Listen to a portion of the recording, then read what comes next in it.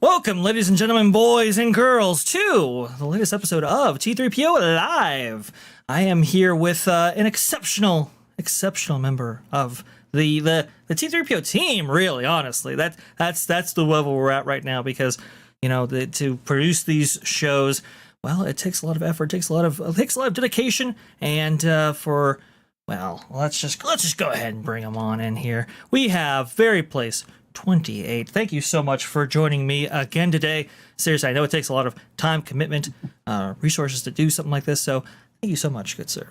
Oh, you're absolutely welcome. Thanks for having me on. I always enjoy being here.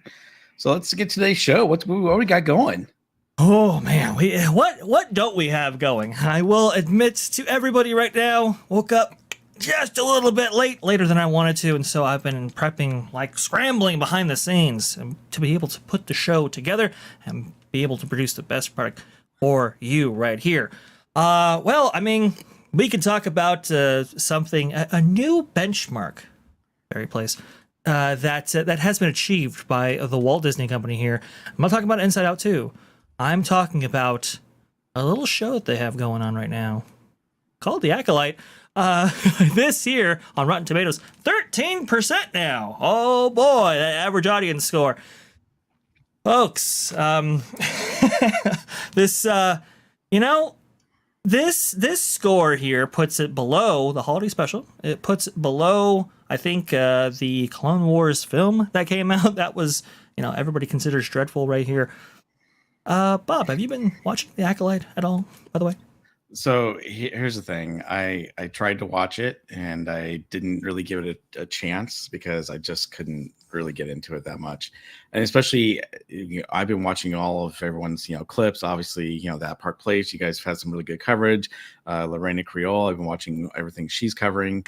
To be honest with you, I've seen enough just from those to go, I'm just staying away. I am a Star Wars fan at heart. Now, I would tell you, I was a kid, in 1977 when that first film came out, episode 4, and it has always been a huge part of my life. I mean, Star Wars is very huge in my family.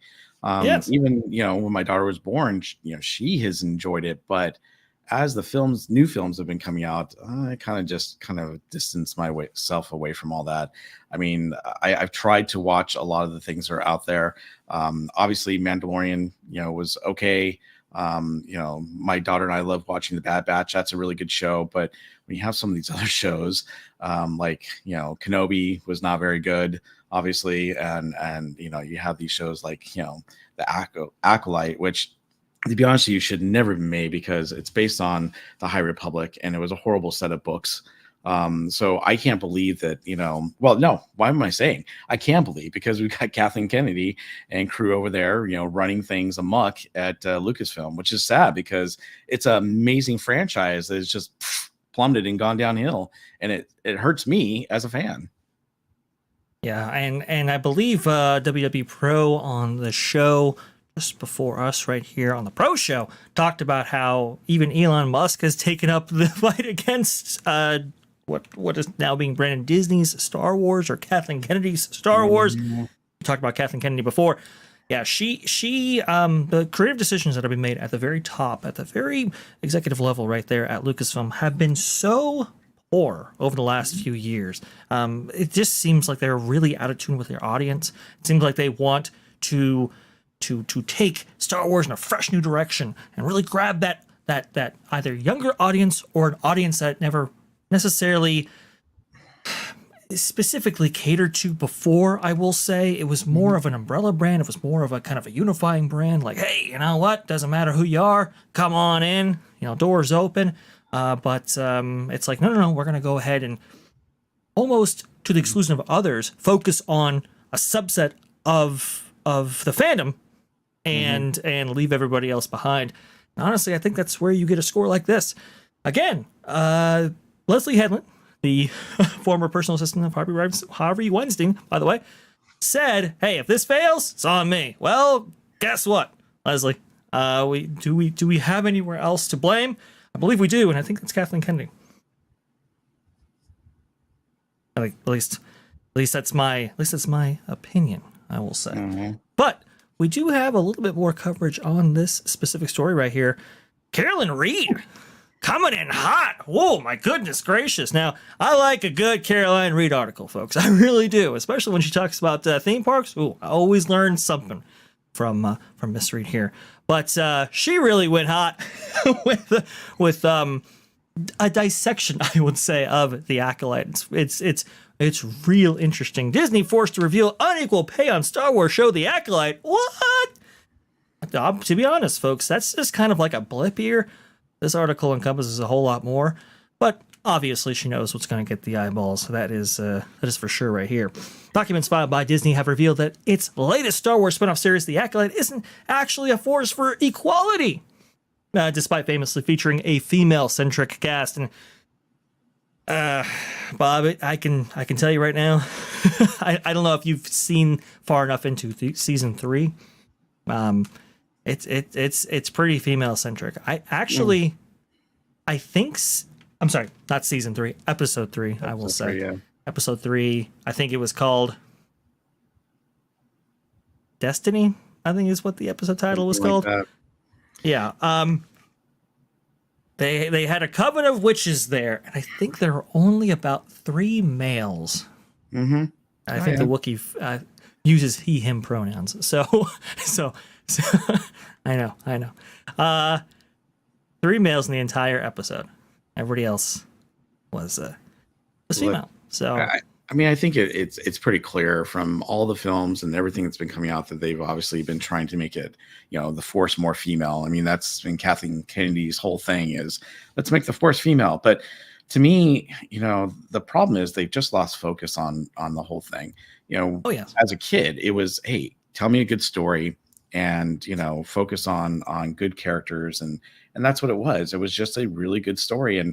And I think what happened was Disney said, hey, we can take this over and we can just start churning things out. The other thing was you didn't get Star Wars content very often. And when you got it, you were biting it with nails, right? For that content. You wanted it. Yep. I mean, it was like, oh, I can't wait to see that next film. I mean, even, when the episode 1, 2, and 3 came out, they weren't, really well received in the beginning. the obviously it has a very big following now, and I have grown to really like the prequels, and have seen where George was going with that. But when it comes to Disney just took over and said, hey, we're gonna just let these directors do their own thing. The movies really didn't, they weren't very cohesive, because the directors weren't working together. Kathleen Kennedy said, oh, let's, and by the way, I've got a daughter. I want to have strong female characters, but you can have strong female characters without having to push an agenda, which is what they've been doing. And that's the problem, is that they keep pushing this agenda. And that's my issue. In fact, it's interesting. My daughter, when she saw the preview for the Acolyte, she was like, doesn't look interesting. I don't watch it. I'm like, good, because I didn't really want to watch it either. But the thing is, like, she sees some of this stuff and she picks it out. Obviously, I think it's probably good parenting. I'll take that one. But still, it's the whole point of, what are we doing and why? And if something's not working, then why are we doing it? And they just keep pushing this agenda, thinking that they're going to get their point across and they're going to get what they want. And they're not. Things just keep getting worse and worse and worse. And it's so funny because, she says in this article here, Carolyn Reed just basically says, well, we've got this great, thing that Disney has done by bringing females into, the universe, Star Wars universe, and then she, of course, rips them because, females are getting paid less. There's a lot in this article, and it's to be honest with you, it's a terrible article. But yeah, I think it's kind of interesting, the fact that, she's trying to praise Disney and Lucasfilm here, yet at the same time rip them a little bit, which it doesn't make sense what she does. I thought it was pretty balanced. You get a lot of people who, I think you get a lot of writers who just, they'll I don't want to say they'll shill, but they'll almost apologize on behalf of Disney, right? They'll make excuses, and they'll we've seen the rhetoric directed towards a certain segment of the fan base. She doesn't really do that, and if she does, she really does try to balance it out. So that's what I appreciate from it. But go ahead and read it just a little bit here. According to the filings, in early April last year, when production of the streaming service, our series, was still in full swing, just 30% of the 695 employees were female. And across the entire workforce, women's average hourly pay was 19.4% lower than the men's. Oh boy, that's not good. Not good for your female-centric show. Oh, looks like we got the pro raid coming on in. Come on, guys. T3PO is all set up, waiting for you right here. We're just going over this very interesting, fascinating article by Caroline Reed. Let's go ahead and move on just a little bit here, because there's some really, really fun stuff. Black and international actors fill the show's ranks, leading it being dubbed the most inclusive and diverse live-action Star Wars project ever. It has also led to the show being branded woke, which was supposedly the driving force behind its plummeting rating on review aggregator Rotten Tomatoes. Today, after the show launched on June 4th, its audience score stood at 50%, but since then, there has been a disturbance in the force, or the thread, depending on which side of all of this you're talking about. Come on in, folks. Come on in. Water is warm.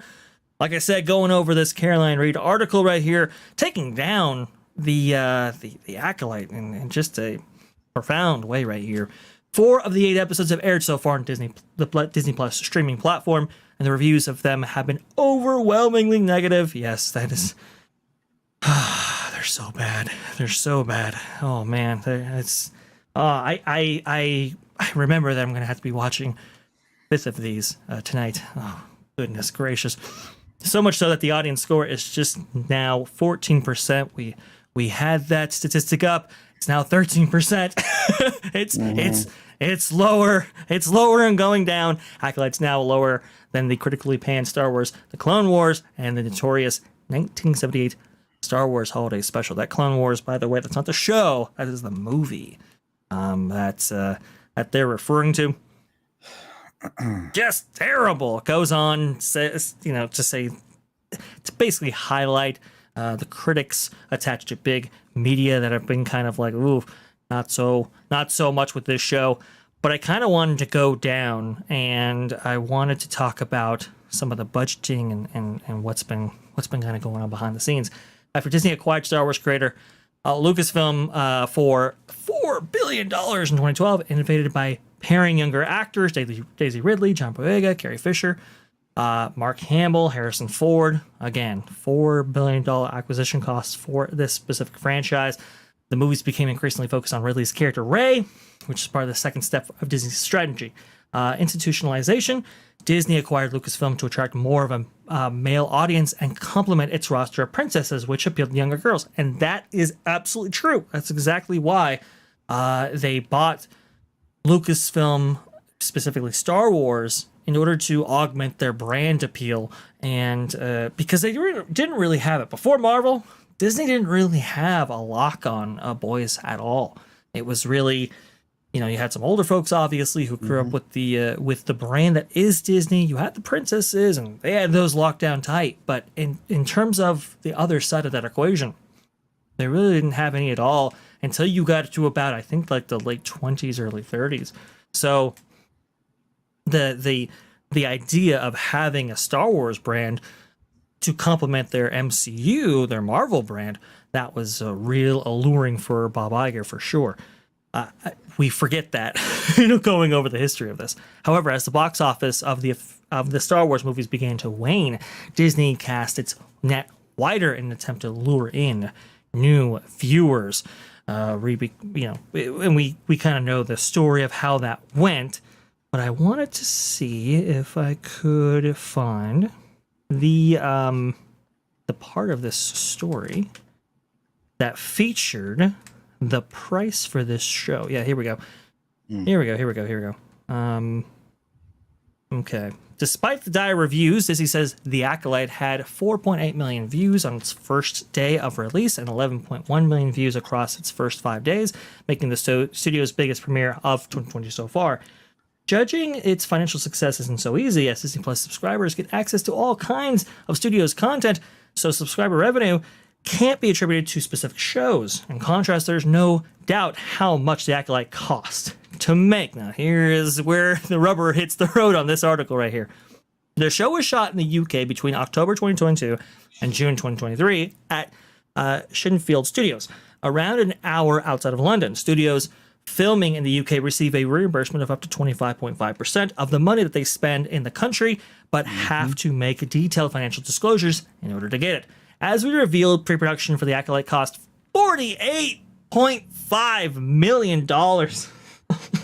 That's just pre-production. Yes. Which is more than what was spent on the groundwork for Rogue One. Guys, I'm going to put this out there for you. When you're seeing The Acolyte and you're comparing content that they produce for the Star Wars brand, would you confidently say that this is on the same quality level in terms of production design, development, and detail and focus than Rogue One, which made over $1 billion at the box office? Bob, no, does this look like Rogue One to you? That is crazy. Think about that, guys. Remember, this is around a $200 million show. Every single minute that you watch The Acolyte, that is about $750,000 that was spent on screen. About $20 million an episode. It is unbelievably expensive. Even pre-production costs of the main installments in Disney's Star Wars saga weren't far off. The Acolyte, Disney only spent 17% more on the pre-production for The Last Jedi. Yes, The Last Jedi, Rian Johnson's film right there, where he spent, I think it was anywhere between $2 to $6 million. You know how the famous scene where Mark Hamill's Luke Skywalker, he would call him Jake Skywalker, kind of went down the shoreline, and he saddled up alongside a big alien right there, and he was drinking green milk. Do you remember that scene? I think everybody remembers that scene. They spent anywhere between $2 to $6 million. I can't remember the figure off the top of my head, but I know it was in the millions of dollars to ship that specific audio animatronic alien via helicopter to that island that they were on. What a waste of money. Yes. And so they're saying with The Acolyte, only 17% more on pre-production. And that was a surefire hit thanks to an A-list cast playing classic characters headlined by Mark Hamill in the iconic role of Luke Skywalker. I will say they left you on a big cliffhanger in Force Awakens, so that obviously had something to do with it. Spending isn't the only disclosure the UK government requires from studios which film in the country. Any employer with a headcount of 250 people or more, excluding the staff of agencies on their books, is also forced to disclose the difference in pay between men and women on the payroll. And like we went over at the top of this show right here, it looks like there was a pay disparity between men and women on the show. What do you know? I believe men 19% higher. Not only does this show state that the average hourly pay of women who worked on the Acolyte was 19.4% less than men. There you go. Received, but it was also 13.5% lower than taking the middle number if hourly pay is ranked from highest to lowest. What's more, although men outnumber women in the bottom and two middle hourly pay bands, 50% of the employees in the highest hourly pay band were also male. So, not only is this show being just a crazy exercise in unbelievable content spend, right? With that 180 million figure being floated around, and we think it's more because everything basically is more than what they immediately disclose. Not only are they touting that this is the most diverse and inclusive show that you could possibly have, but it seems like behind the scenes they're not so inclusive, at least when it comes to the pay structure. That is unbelievably ironic. Bob, are you shocked to hear any of this? Well, yes and no. I mean, to be honest with you, going to this article, because obviously this article is kind of sensationalized the whole thing of, well, Disney's paying women less, but they don't go into the facts and they don't go into the details about, okay, well, what are these women doing? What are the men doing? Are they different pay, rates? Is it, I mean, what is it? And why are they getting paid less? And so they make it sound a little sensational because it's like, oh, Disney is not paying women as much as they are paying the men. But again, they're not going to the details. They just give us the bare facts, if you want to call it that. So, I mean, my whole thing is, yes, I'm sure that some people are getting paid less than others. I'm sure there's a lot of men that are getting paid less than some of the women too. It just depends on the position you're working in and what you're doing for the company and what your role is on the show.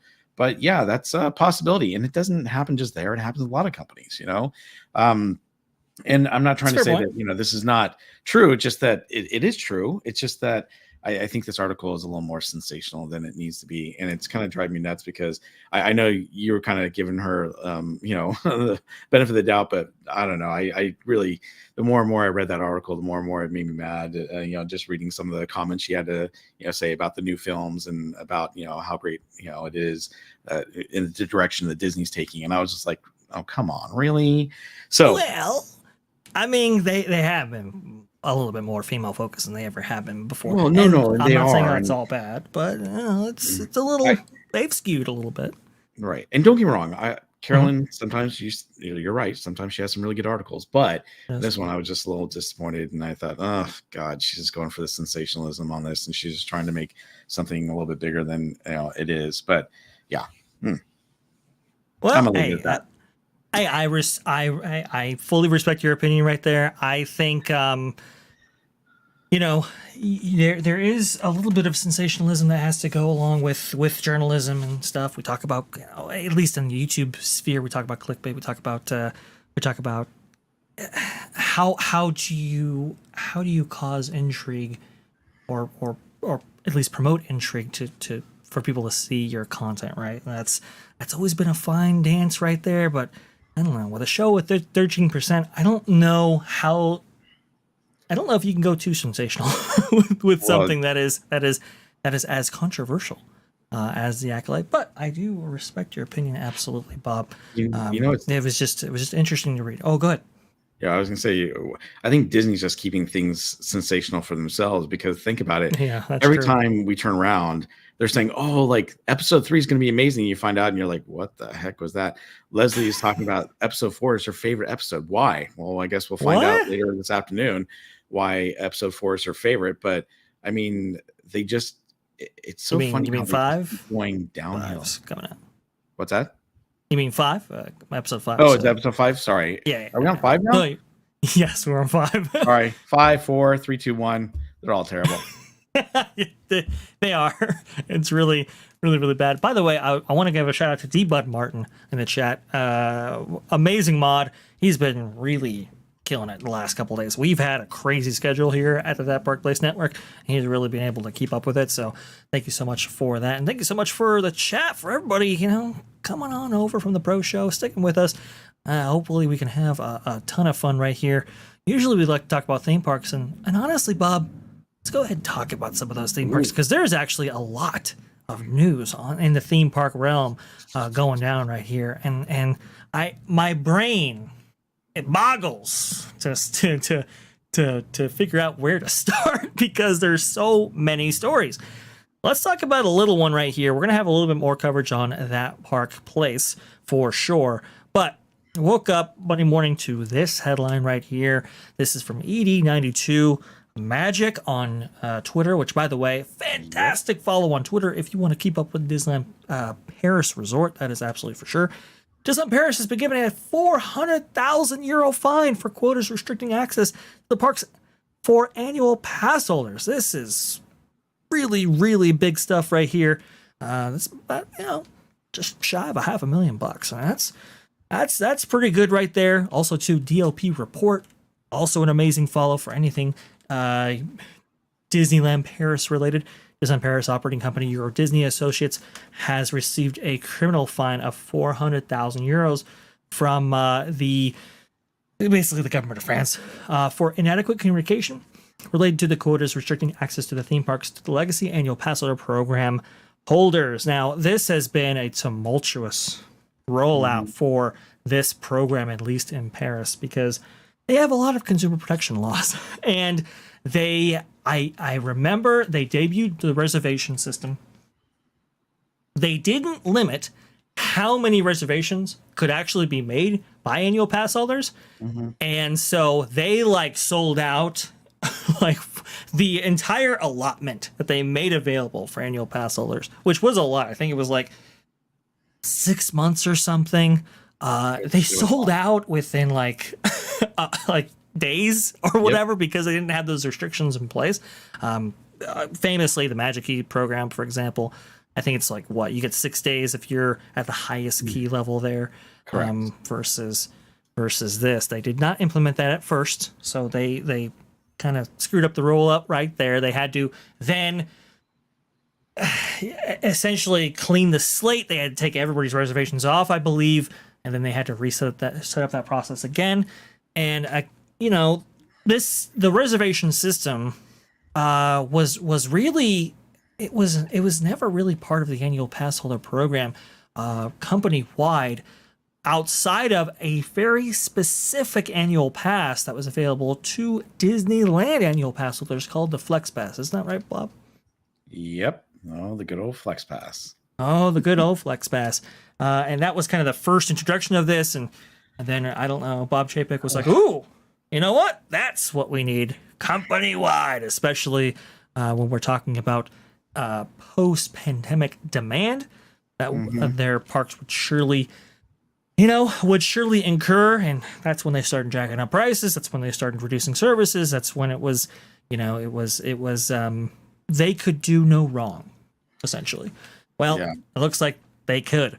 Disney fined for deceptive business practices regarding annual pass holder park reservations is by Shannon Ace on WW News today.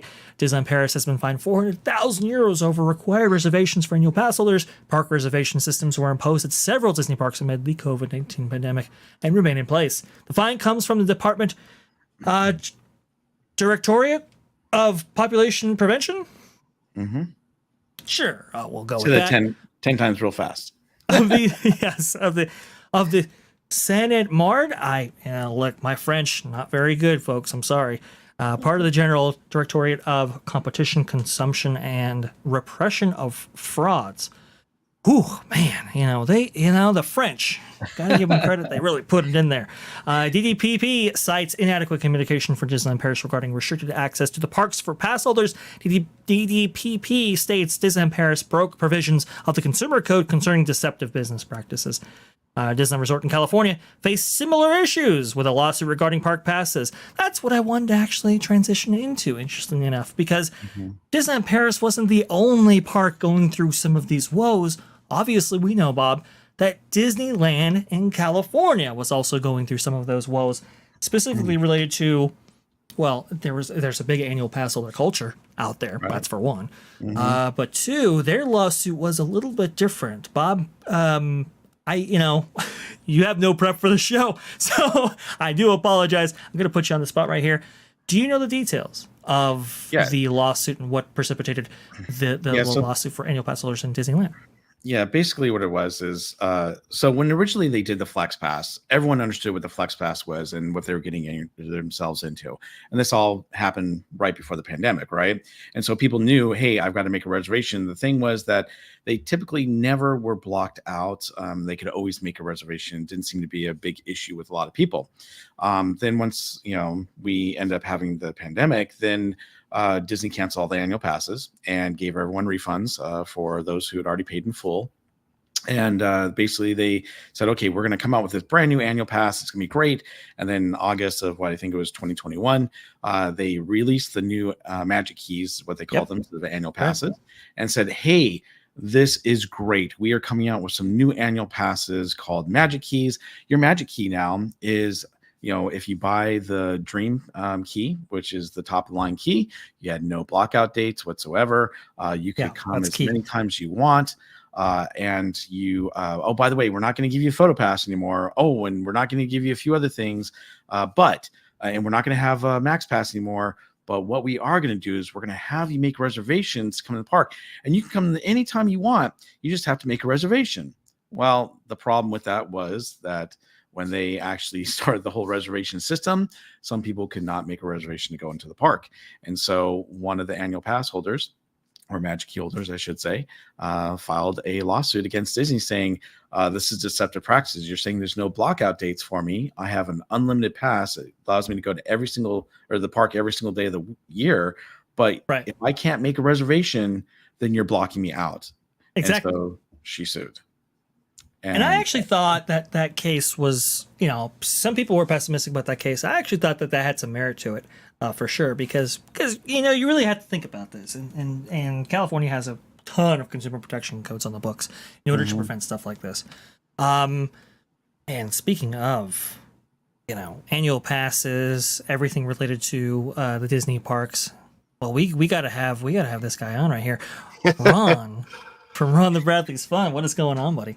Oh man, I ran inside. I saw your message, and I'm like, oh, I got to jump on here. Oh, cool, fantastic! Because we're really going to lean on you a little bit here for the next part of this. Because oh my goodness gracious! But I think did I come in at the right place? Well. You came to the right place. Okay, you came to the right place at the right time, so it's perfect right here, Bob. If you have not had the privilege of enjoying a little bit of Ron right here, oh, there you go. I've had the pleasure of meeting Ron. We're on the Lorena Creole show, so cool. Good to see you again, sir. Yeah, good to see you too, Ron. Absolutely. Thank you so much, Pro, for jumping in here, jumping in the chat, and giving Ron the shout out, because you know what? He's doing some fine work on Ron the Bradley's Fun right there. Really good work, seriously. But like we were saying before, so this lawsuit, right? The bunch of consumer protections that protect customers of anything in the state of California, and the marketing material said, hey, no blackouts. And to be very, very technical, that's true. But remember, they debuted this at a time when nobody really knew how much of the calendar would end up being blocked out or not available to you based on the demand and based on what those buckets, right, were going to be segmented. To clarify for members of the chat who might not know this. So you have a daily capacity count, right? Let's say at Disneyland it's about 60,000. Now, this is unbelievably dynamic, and I'm just putting this out here as just kind of an arbitrary number just to give you an idea of what we're talking about. Well, if your daily capacity for a park like Disneyland is 60,000, you think they're going to necessarily provide all of that to annual pass holders? No, because they want ticket holders. And so maybe they only give you 50%. right? Well, now that's 30,000. Remember, folks, before the annual pass holder program at Disneyland was discontinued, there were 1 million annual pass holders on the books. So think about it. if I mean, I think the initial sales estimate for park passes was like, I think like a quarter of that. I think it was 250,000 if I'm not mistaken. Think about if everybody attempts to get one of those 30,000 slots. Obviously, you're going to run out very, very quickly, and you might run out for weeks at a time because of the sheer demand to get into the park, which, hadn't had annual passes for so long and had been closed for 412 days up until the time it opened in April. So there was a lot of pent up demand for that specific product. Well, now it's like, oh, I bought into a system in which I was apparently alleged to believe that there would be no blockouts, and now there are. And so that's kind of the basis for not just Disneyland's issue, but also Disneyland Paris's issue. Well, there was a lawsuit, as Bob brilliantly detailed right here, and it went on for quite a while. You can see right here, you can see some of these filings listed on these, a screenshot of the official complaint that was filed in court right here. You can see 2023. This went on for a couple of years. And now we said, based on her argument that she was suing over, thought she had a pretty decent case because you were buying into a black box. That's why at the time when Magic Keys came out, I said, "Oh, hang on, guys, don't buy into this," because you're really buying into a black box, obviously. And well, some people took that plunge. Some people, it was very successful for them. Others, not so much. Obviously, she felt aggrieved. Well, they did finally come to a settlement right here, and this is the payout. New terms of the Magic Key lawsuit have been posted. It's a $9.5 million settlement fund for the 103,435 Dream Key pass holders. That's the top key tier. That is no longer available, by the way.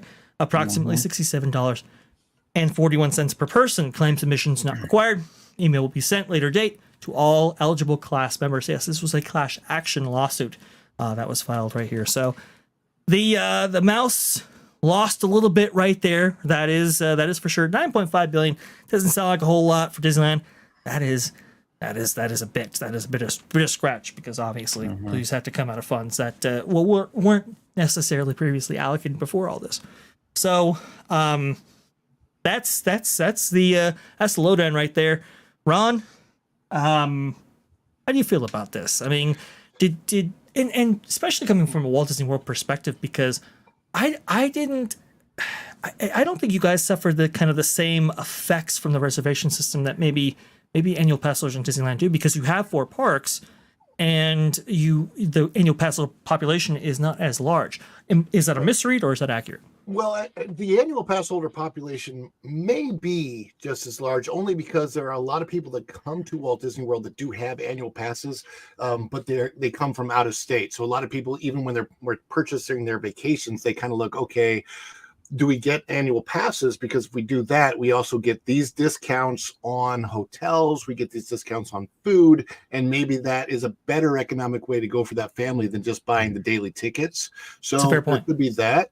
But as like I have an annual pass that is available only to Florida residents, called a Pixie Pass. I'm blocked out on the weekends. I can only go Monday through Friday. That's enough for me. That works out for my family and such. But I don't like it. It is got to be different here. Disneyland, the geographical profile of Disneyland is so small that it kind of fits like within the confines of even one resort at Disney World. Disney World is like 40 square miles. It's huge. So it's a whole different deal. As a matter of fact, it still baffles my mind that we even have a reservation system still at Walt Disney World, because I find it completely unnecessary. If you like, look at this. I'm blocked out on the whole weekend of the 4th of July, and yet there's nobody coming on the 4th of July. So it doesn't even really matter that I'm blocked out.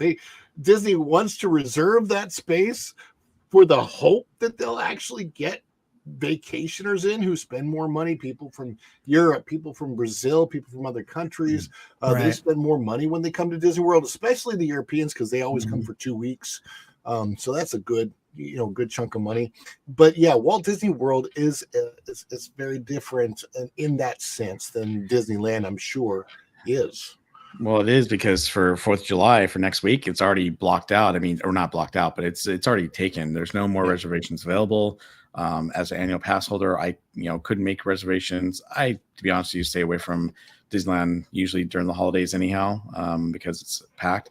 But yeah, it's totally different from Walt Disney World. I went to Walt Disney World one year for the 4th of July week, and it was packed with a lot of people from overseas. More than anything, it was hotter than heck. Wasn't my favorite time to go. Really but obviously, it's much different than California. And I think the difference is, in California, everyone's a lot closer. You've got a lot more annual pass holders. You only got 2 parks instead of 4 parks, besides water parks that you have over there. So it is a big difference. But to me, the whole annual or reservation system, I can't stand this reservation system. To this day, we still have to do it over here, and it's ridiculous. I mean, I forgot I made a reservation for the 24th of May. That was the holiday weekend for Memorial Day weekend, and I didn't go. I forgot to cancel it. Now I gotta, you get 3 strikes. You get 3 strikes. That's it. You can't make a reservation. Yeah, we're fortunate we don't have that over here either. Like and the thing of it is, like, the whole point of having annual passes, it's the middle of the day. I'm not doing anything. I want to pop over to Walt Disney World and pop into Epcot and go grab something to eat. That's the whole point. Yet, yeah, you have to make a reservation for that, unless it's after 2:00. But the whole reservation system. They have enough information to throw into their algorithms that they don't need a reservation system anymore. I don't understand why they're still using it. It's so far past pandemic. They're not limited in their capacity. They know who is coming and when. They honestly should just get rid of it. And you guys are unfortunate. They should not be charging people. Like I have a reservation in for today, because I always have to put a reservation in on the days I might want to go. Right. And that's just weird to me. But you don't get penalized if you miss your reservation. We don't get penalized, and I only have 3 not Walt Disney World. See, and to me that's not fair, and it's not consistent. Right. It's really ridiculous, and it's frustrating for me because I spend a lot of money, and just for me and my daughter, for 2 passes for the Inspire Pass over at Disneyland, it's $3,300 for the 2 of us. That's a heck of a lot of money to spend. Now, granted, I've got my own channel, so it's nice because I can go over there when I want to, but I still have to make reservations. I still have to go through this, really ridiculous system that I shouldn't have to. And it's frustrating to me because I don't want to have to worry about, do I have a reservation that day? Can I go? Can I do a stream? Can I do, I miss the days when you could just go to a park like, oh, hey, SeaWorld. Oh, did I say that? Or even not. I can just go and enjoy the park. I'm an annual pass holder, SeaWorld and Knott's. I can go anytime I want. I don't have to make a reservation. It's awesome. Love it. Why can't do you still get penalized at Disneyland for dining reservations that you don't meet?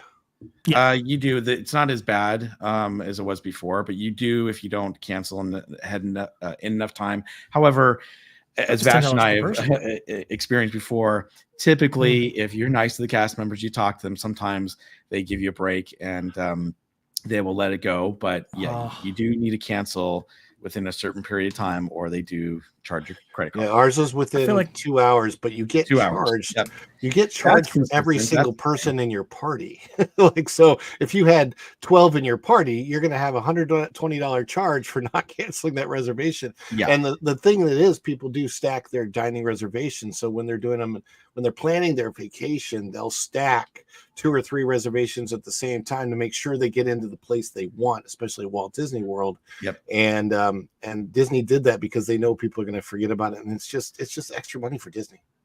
Yeah, because people are going to show up to those restaurants. I have a little bit of a restaurant story to tell myself, and the way to tell that is I need the map here because I don't think people understand quite what was going on. So this is the map of Disneyland Park. Oh yeah, this is Bob knows all about. Sam to Cafe Orleans yes, story? to Cafe Orleans. So all right, I'm familiar with this one. I was there that day. You were there Oh, that boy. day. You came down just to see us, stuff like that. Oh, hopefully you can make this out, folks. This is the map of Disneyland right here, and you can see where New Orleans Square is on this map. It's actually nestled in between Haunted Mansion and the Pirates of the Caribbean right here, roughly your left and right of your screens. But you can see where, What actually a weird that map. right It says Splash Mountain on it. there. Temporarily closed. Yeah. Hey, all the permits still say Splash Mountain too. So Oh, And you can see if you were coming in from the entrance, you'd have to walk all the way around back to the hub and then down Main Street and then all the way down downtown Disney. And then that's where you get to all the way down. We'll keep going. And then that's where you get to Trader Sam's, right? Trader Sam's is nestled in the heart of Disneyland Hotel area. Well, a friend of mine at the time, anyway, put in a reservation for, I think, like a 6-top at Cafe Orleans. And he had forgotten he made that reservation. Now, you would think, you don't make your reservation, no big deal. Well, it's like $10 per person if you don't actually make your reservation. At least at that time it was. And so, he was on the hook for about $60. And this was a person that, I don't want to denigrate in any way. It's just a very, very budget conscious. And it was like, ooh, $60 expense that wasn't. I mean, $60, man. $60, yeah. He forgot about it, and it was the reservation time I think was for, I want to say 20 minutes before. Yeah, I mean, it was close right here, and I was like, bro, don't worry about it, I got you. And so I ran all the way from the heart of the Disneyland Hotel all the way down downtown Disney, went through security, went through the gates of Disneyland, went all the way down Main Street, went all the way over to New Orleans Square, and was able to plead and beg the cast member, hey, don't charge my friend who forgot about his reservation, because we were actually eating at Trader Sam's. Like, that's, so obviously we're going to make our Cafe Orleans reservation in order to not incur that penalty. The cast member was very gracious and didn't allow that to happen, but Bob came all the way down in order to see us. I only got to see him for a brief moment. Woo. Okay, you brought beignet back, so that was okay. Yeah, but hey, you know what? It actually all worked out. Well, no, it didn't, because no longer friends there with that person. But hey, you know what? It makes for a good story in which to share with the chat. I thought that was okay. Very, when I'm very out at Disneyland, I'll be happy to go to any of those places with you. Hey, wow, Ron, Bob, we got to get together and we got to do it right. There's another reason for me to possibly be out in Anaheim next year. There's a fitness thing that I'm involved with, and it was announced recently. The convention next year will be in Anaheim in July. So fingers crossed, we might be able to go to that, and we'll make Disneyland a part of it. I did last time. It was the same convention in 2012, and I made Disneyland a part of it, and I went on Splash Mountain, and I got soaked from head to toe while I was wearing jeans for the day, and I didn't dry out. Oh, man. I had a blast, though. I saw Cars Land. It just opened, and you know what? Back then, everything was good. I was such a pixie duster in 2012. 2012 era Disney. That was a good time right there. Cars Land just opened. Tom Staggs was the head of the parks division right there.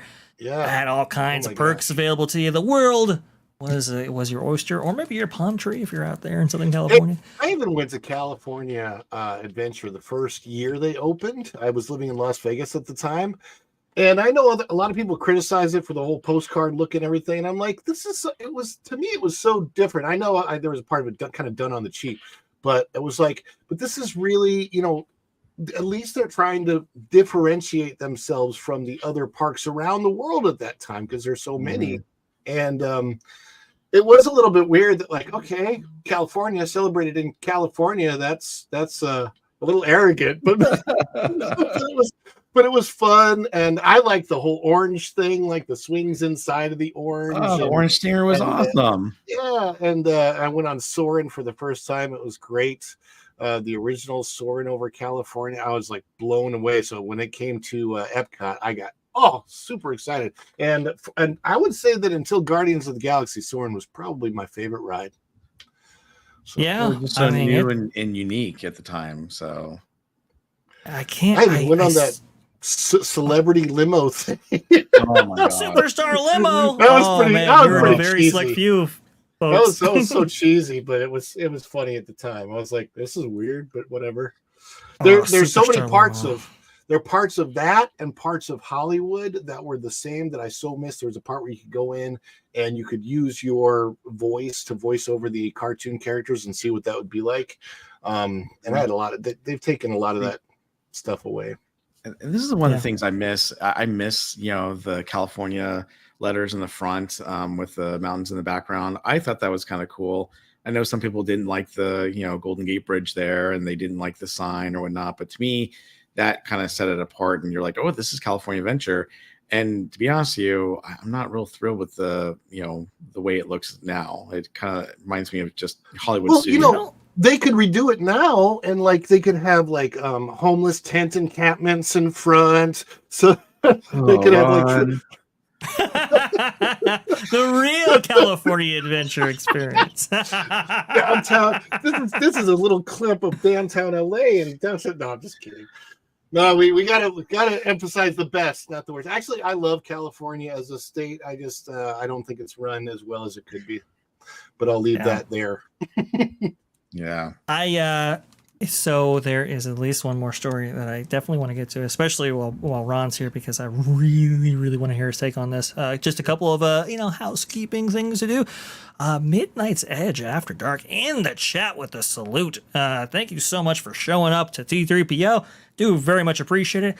Big idol of mine, the Midnight's Edge crew right there. So thank you so much. We'll get some salutes in the chat. I would very much love that. Appreciate it. And also, Samuel Main with the $3. Thank you so much. A super sticker. And of course, I can't actually find what that was. Oh, it was a little guy, dancing around with a thumbs up. Thank you so much for that. Very much appreciate that for sure. It's okay. This is some breaking news here, folks. At least breaking news as far as it relates to today. I get it. Maybe it's a couple hours old, so maybe not breaking, but you know what? It gives me an excuse to use our little sound effect here, which I love so much. So here we go.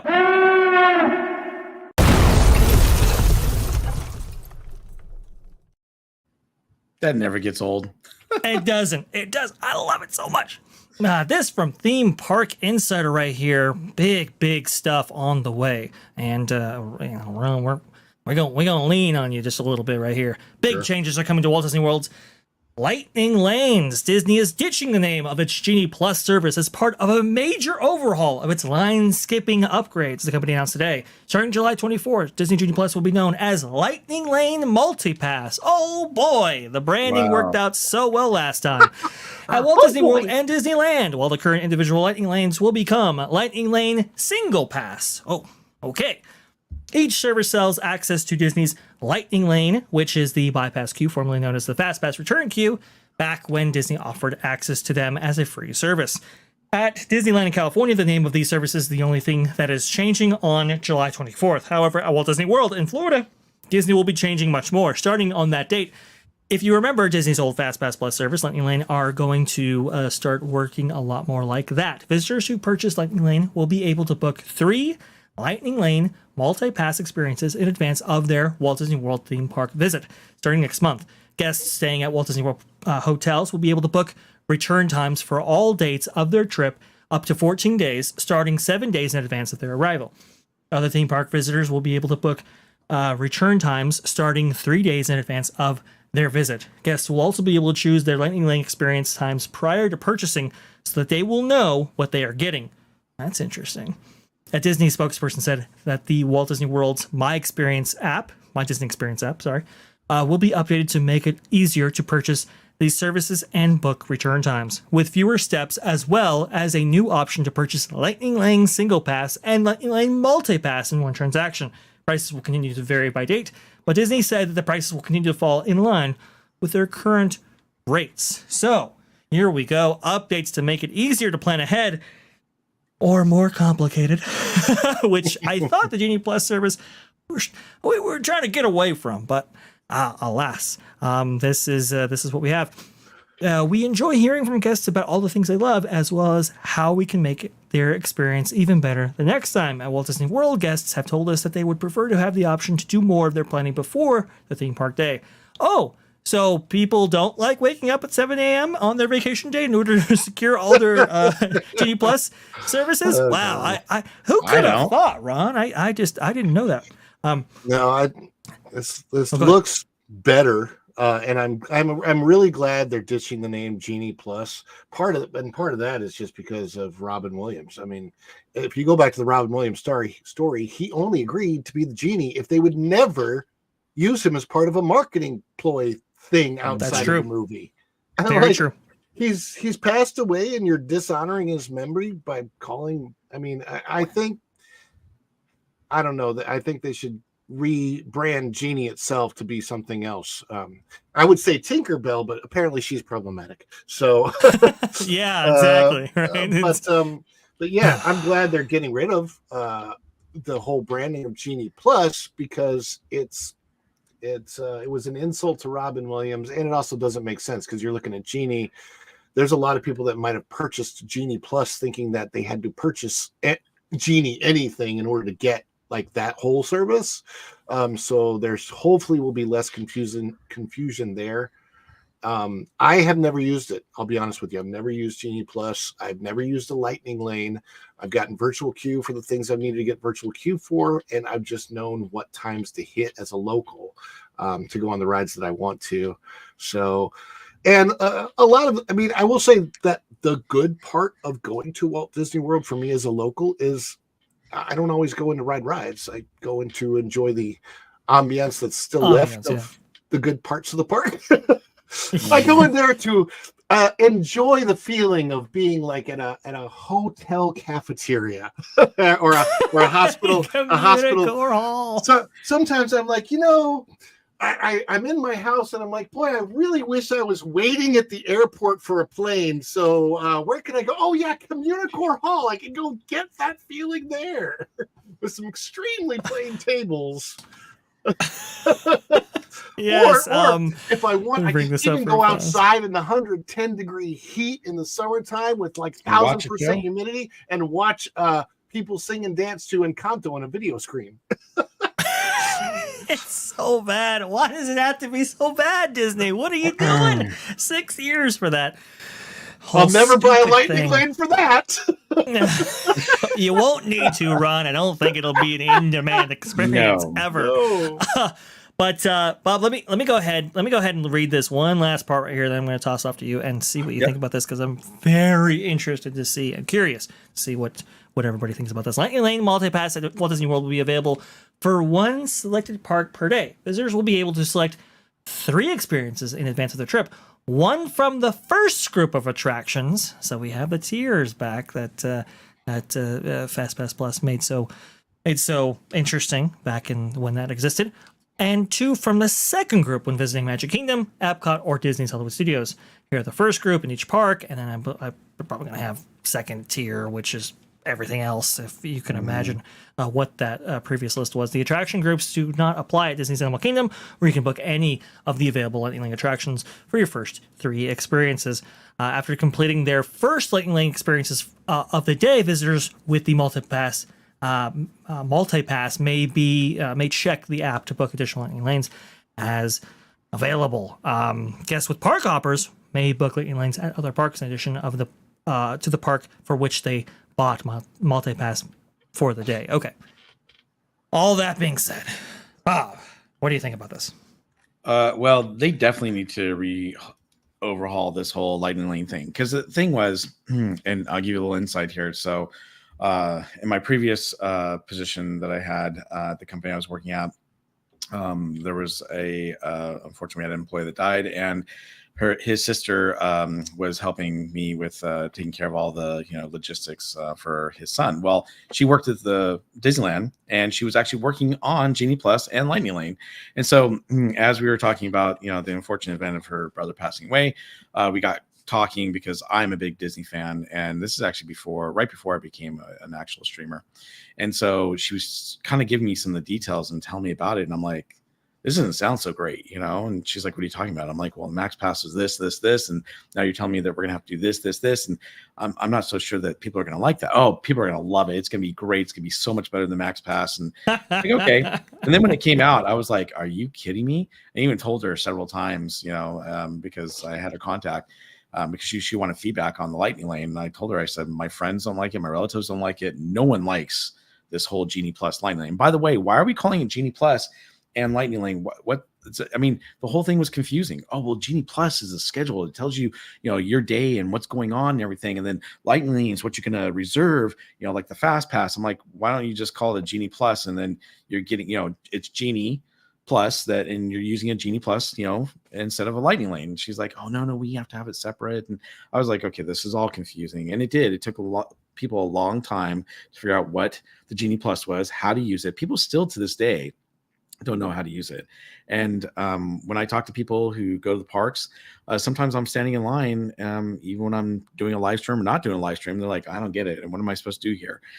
So it's been very confusing for a long time. And it's a horrible system compared to, the Fast Pass or even the Max Pass system. I think the Max Pass system was really well done. And I think they should have just kept it to something like that. But they decided to make changes. And I will tell you, I've had a lot of experiences with these passes. I mean, from Universal Express to, et cetera, the ones they have down in SeaWorld.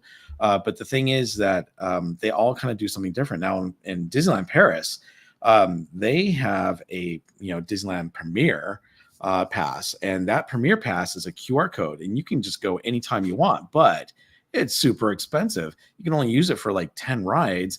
And it costs you like 254 euros, which is it's super expensive. Oh, yeah, way expensive. It was something outrageous. Maybe I might be wrong. This is a couple years or a little over a year ago that I went to Paris, sure. So it could have changed by then. But I spent a lot of money on those passes. Now they did come in handy, and it was great because we use them anytime we want. But with this whole Lightning Lane, you still have to make a time and a reservation to come back. And it's kind of frustrating, I kind of wish we could just do what they do in Paris and say, oh, hey, I've got a QR code. I can use it anytime I want. It sounds more like Universal's Express Pass. Right, exactly. You can use it anytime you want. Just go. They scan it. They've got the single version and the unlimited version. Now, granted, I will say, compared to some of the other parks, the Lightning Lane Pass is way cheaper. Not the single one, but the multi-pass is way cheaper than it is to go to like, Universal or to, some of the other theme parks and get their fun line pass. But at the same token, there's a lot of restrictions with that. And buying it doesn't mean you get on that ride or any of those rides. It just means that you have to make a reservation, and you might or might not be able to do that. And so, I've learned how to maximize my time on the Lightning Lane. And I'll tell you my secret to using Lightning Lane for everyone: simple and easy. If there's something you want to go on, if it's something like Autopia and you don't want to go on it, just go on it anyhow. Go on Autopia, Buzz Lightyear, go on all those rides that you don't care about, because you'll get on those rides faster and save the Lightning Lanes for the bigger rides later on when you need them.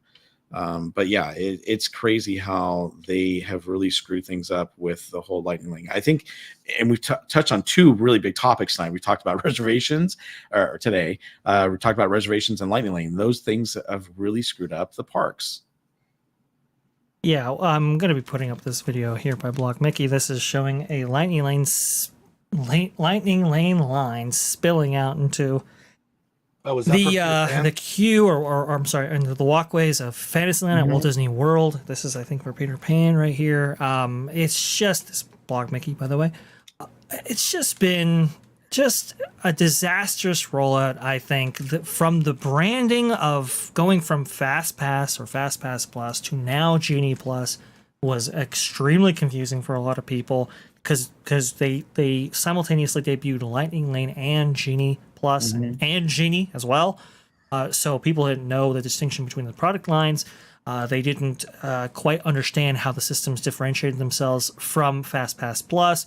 Obviously, now there's a paid feature. So in terms of the branding, it kind of makes sense to step away from FastPass. But the FastPass branding was so good. It was so, I mean, it was just, it just made in sense. the name. Yeah. Right? But see, that's what made the magic happen at Disneyland, right? Right. When you had the fast passes, no one had ever done that before, and they really keyed on how to make your guests happy, and people liked the fast pass. It was a really good system.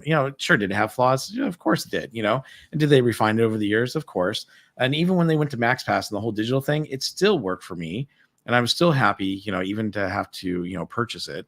But the way it is now, it's just, I don't know, it's a cluster and it doesn't work very well for people. And the problem we have now, like this video you're showing here with the lightning lane spilling over, it's happening a lot on a lot of rides. And then especially when the rides break down, and then they reopen, you got all these people with the lightning lanes trying to go on all these rides. And it just, makes it even more, of a long wait for people who are standing in the regular line and the lightning lanes. And the other thing is too, is that they need to have more rides with the lightning lane. They're starting to expand it out. Obviously Pirates of the Caribbean, just got it and whatnot. And it looks like they're going to add it to Winnie the Pooh over here at Disneyland. But they need to start expanding it to more rides to make better use of it. And I think I see that happening. So hopefully they'll continue to do that. But yeah, it's crazy how the system doesn't work as well as it used to.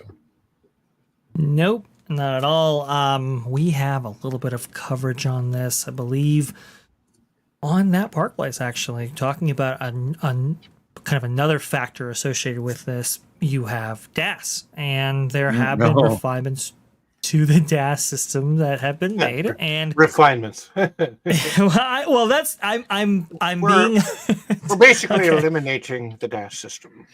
as for a wide segment of the populace. That is absolutely correct. I was trying not to be sensational, but maybe it is appropriate to be sensational in this instance, because my goodness gracious, has there been unbelievable amounts of drama associated with that. We have kind of a what do you want to say? A kind of an all, like, I don't know, a historical, almost retrospective video on that Park Place on the main channel, and also going over the latest news surrounding this. This actually coming from Mice Chat, interestingly enough, DAS-aster, because, well, they just debuted their refined system, I'll say, at Disneyland. It's been in effect at Walt Disney World for quite some time. But if you kind of scroll down this article, they go into it a little bit.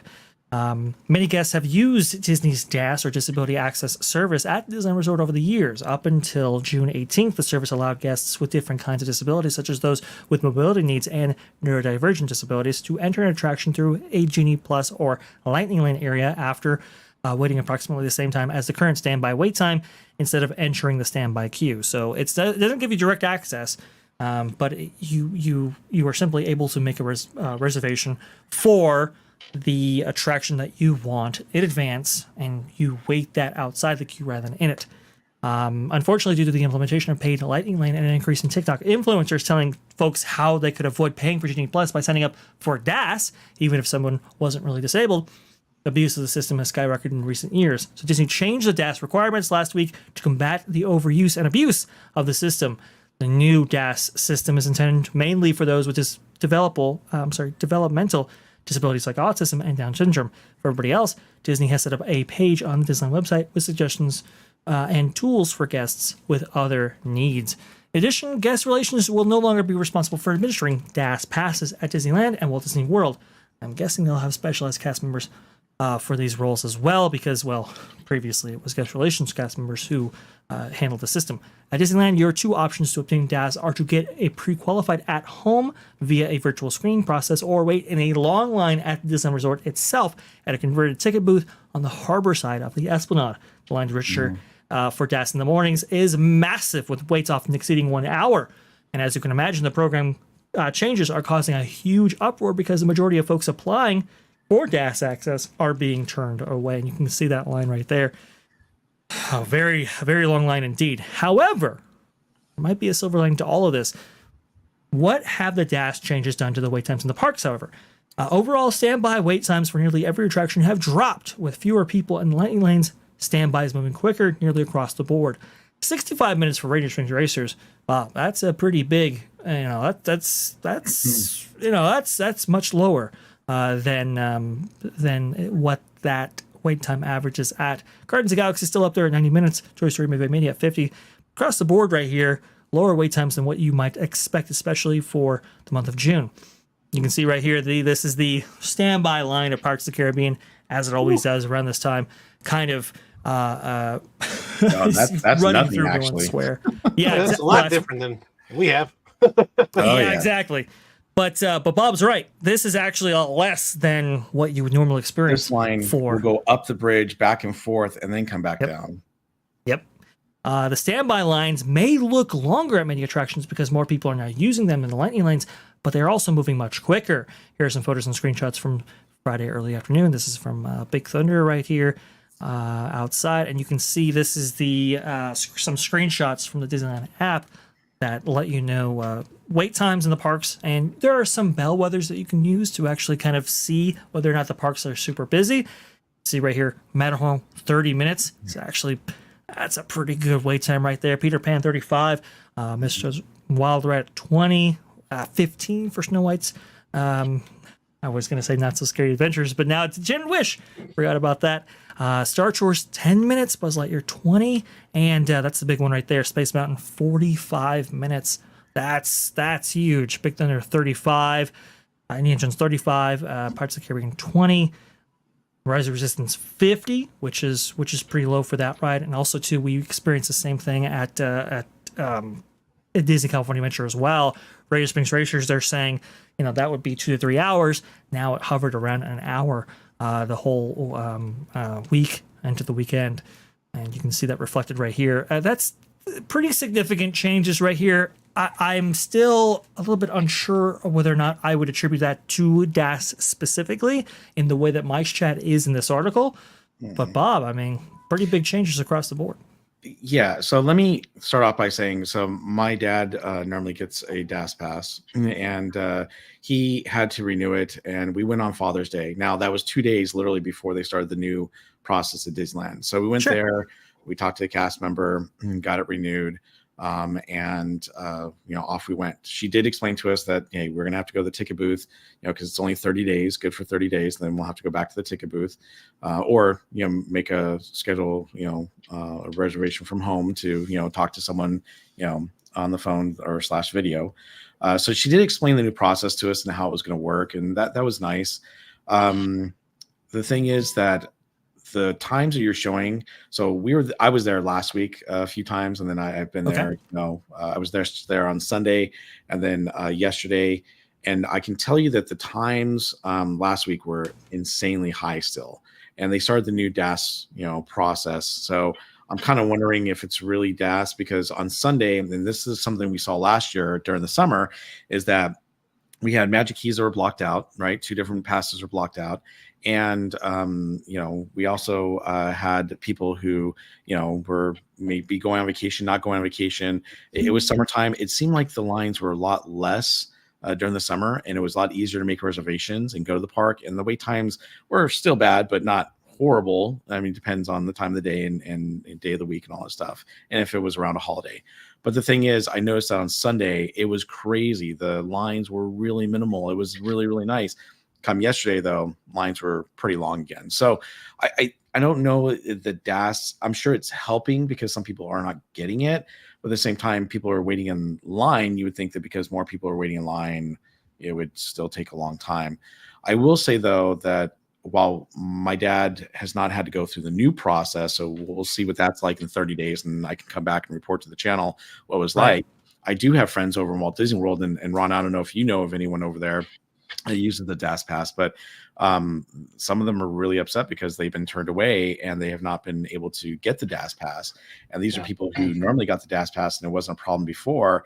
And these people have some pretty, serious issues that make it difficult for them to wait in line. I was reading in a group that there were actually two sisters who have the same exact issues, and they both had their individual interviews for the very same issue. One person got it and one person didn't, and so there's somehow there is something going on with the individual cast members or employees, where I don't know what group you address to get that now. Right. But whoever they are that's issuing them, it's clearly at the discretion of the person doing that interview whether or not they administer it.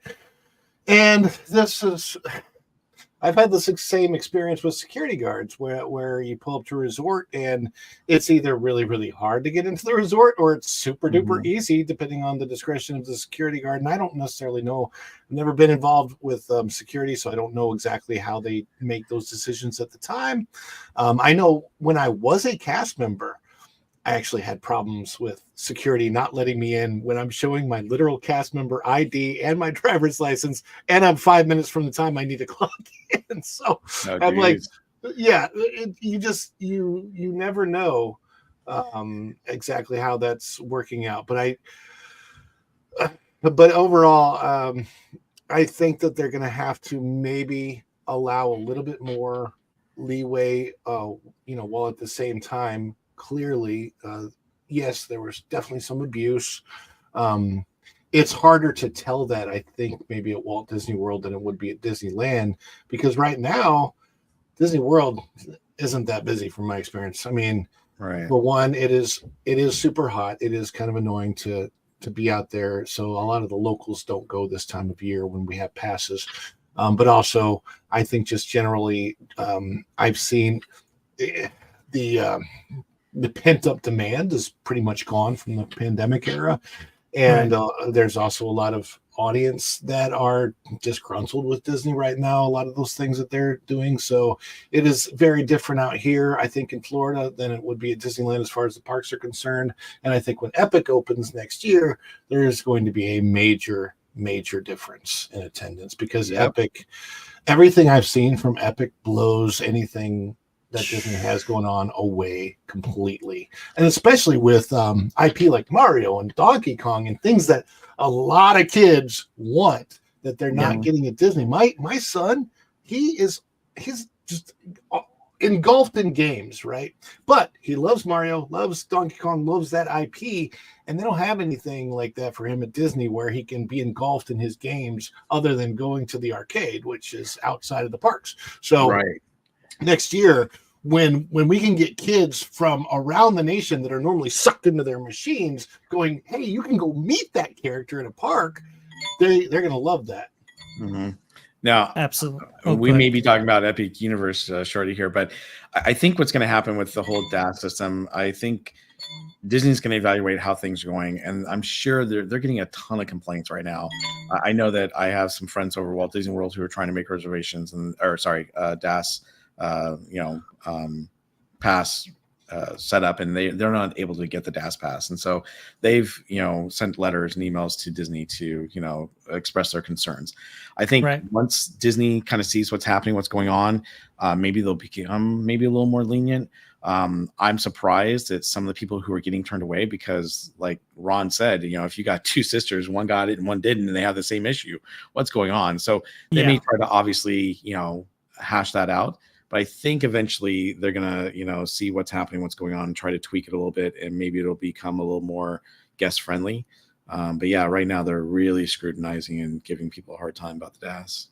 They are. I mean, the MyShare article suggests that as many as 80% of DAS recipients, at least at Disneyland Resort, might have been abusing the system. And we've heard a percentage given by the company suggesting that there's been a threefold increase in DAS recipients, or at least people applying to the program, within the last 5 years. So I again, it's a situation in which it needs to be, I think, addressed in some level.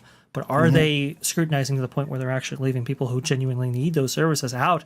I think the answer is yes. And also, too, by the way, telling people, practice standing in line and all kinds of crazy stuff. I mean, it has just been a really poorly managed at least this rollout recently, but we're gonna have to keep an eye on that. Okay, go ahead, Bob. Oh, you can say and executed. Yep. Yep, and executing for sure. Kiss My Grits, by the way, with the $5 super chat. Thank you so much, KMG. Really, honestly, for as amazing as KMG has been in terms of his outward support, whether it be super chats or comments or anything like that, supporting our channels, and he is such a great supporter offline as well. Sending us helpful links and sending just interesting thoughts to really ponder and think about. Thank you so much, seriously, for that right there. And my screen is not really showing me that super chat, so let me pull it up on another screen. Universal Express is greater than Genie Plus, Lightning Lane, Fast Pass, pay one flat fee. Oh, we have somebody, we have a friend joining us as well. Let me go ahead and get through these super chats and we'll get them right on there. Pay one flat fee up front and then ride at your leisure with no time spent, less stress, and less phone usage. Absolutely. I think you are getting a much better value, at least from Disney on that level. I would absolutely agree. We have two friends joining us. Okay, here we go. Bob, we might be going a little bit longer on the show here. All right. Kiss My Grits with $10. Thank you so much, Vash. Have the issues with Tiana's Bite Adventure in Magic Kingdom delayed its opening in Disneyland? Will WTI fix the issues, or are they freaking out because they know both attractions will never operate efficiently? Bob, I think you have something to say about that specifically, right? In terms of the differences between Tiana's Bite Adventure at Disneyland versus Walt Disney World. Before you say anything, though, before you jump in, we gotta get these. We gotta get some friends to join us on the panel right here for this specific conversation, because this is what I want to have. Here we go, folks. Lou, Washerman's Ghost, Spencer, Acolyte, just compounding into comics, and Ron to Bradley Front has. Well, he's joining us right again. Newspapers in the morning about a fantastic case of superheroes rooting out evil and crushing a crime wave. That was the three of us with, I guess, I don't know, Ron, you get to be Alfred. Alfred, the butler? Yes, the aide de camp. Okay. Well, unless you just want to dress up like a merge of Robin and Batman and be camp, but that would be another story. I do have a Batman. I have two Batman cowls somewhere around here. Well, anyway, guys, I'm sorry I'm so late today, but no, such a reality got in the way. Hey, I had to drop and come back. You're Whereas we know with Spencer there is never reality. It's That's because he's too rooted in reality, I think. I was gonna say I was stuff over there. I was so rooted in reality. I was late to the show because I had to spend a good 60 minutes reminding myself that I have to watch the Acolyte tonight. So you gotta pick. Wow. I'm so set yourself sorry. up. Spencer, that's a waste of 60 minutes right there. I know, but I do it so you guys don't have to. Good for When you. you said that about getting Take one ready for the because team. You had to psych yourself up. No psychedelic enhancements, please. You wouldn't want a bad trip on that show. I'm telling you. Wouldn't even help. Lou. Wouldn't even help. Good old Lou. One Sith makes you smaller, and one Smith makes you tall. Oh. And the one that the two mothers scissor you doesn't give you any Amandla in Wonderland. Hey, Lou, silence is golden. Oh, Oh, that's true. So where's the $20 you promised me, Mr. Golden? Anyway, Yeah, exactly. Okay.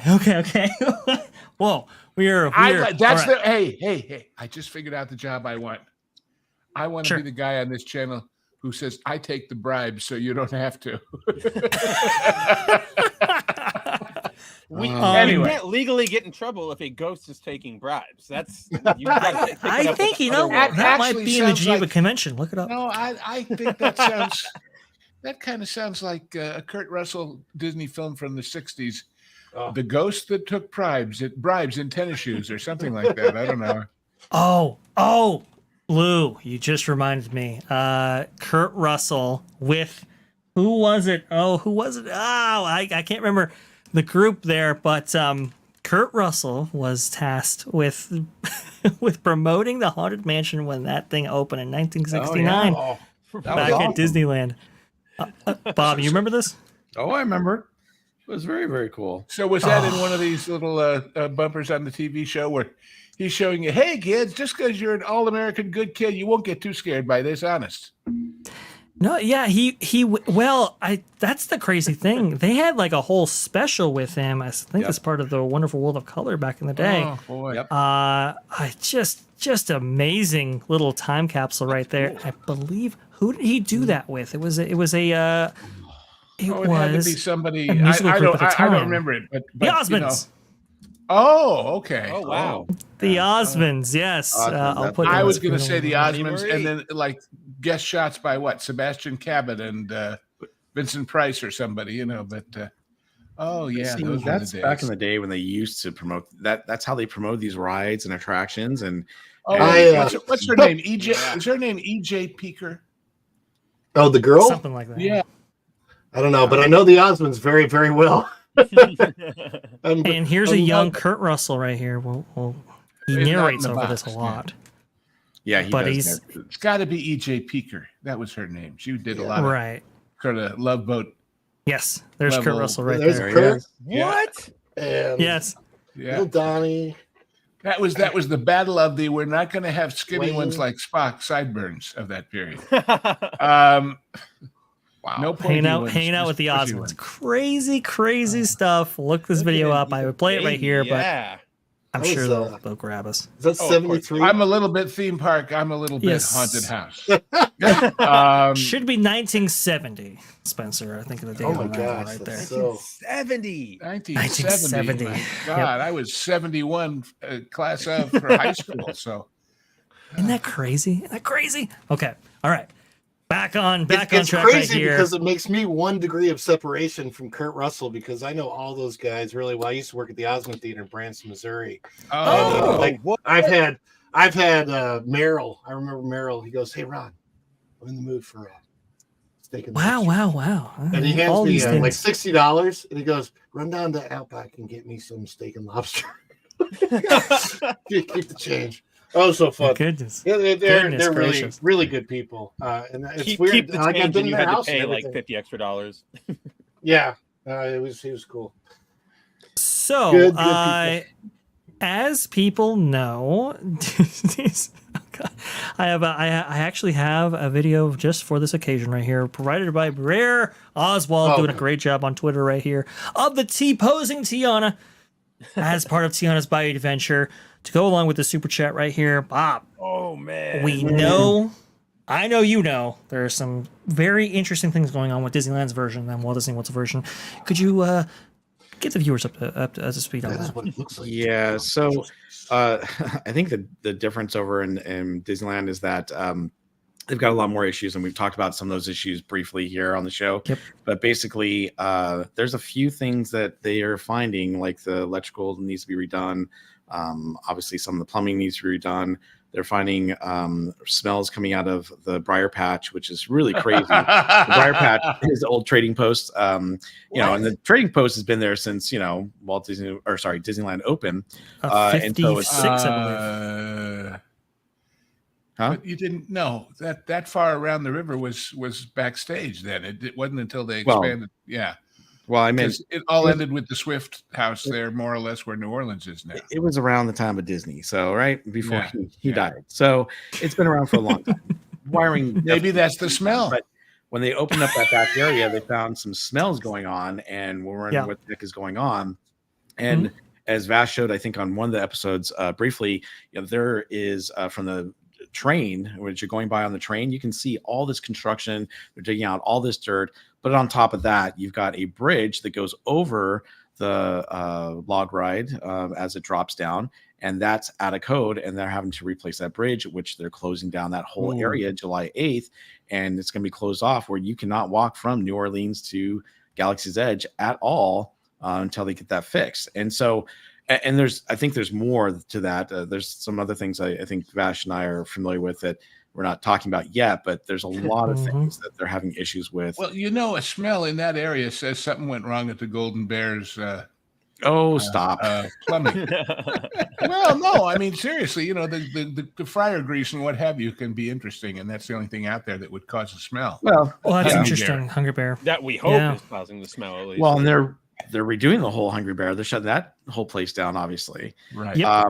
But there's a lot of issues they're having to go through, and not only are these issues causing them to delay getting construction done, but it's stuff that they didn't think they were going to have to deal with. And now you've got also the problems of Walt Disney World, right? You've got these animatronics not working. You've got different things, the ride system not working, et cetera, et cetera.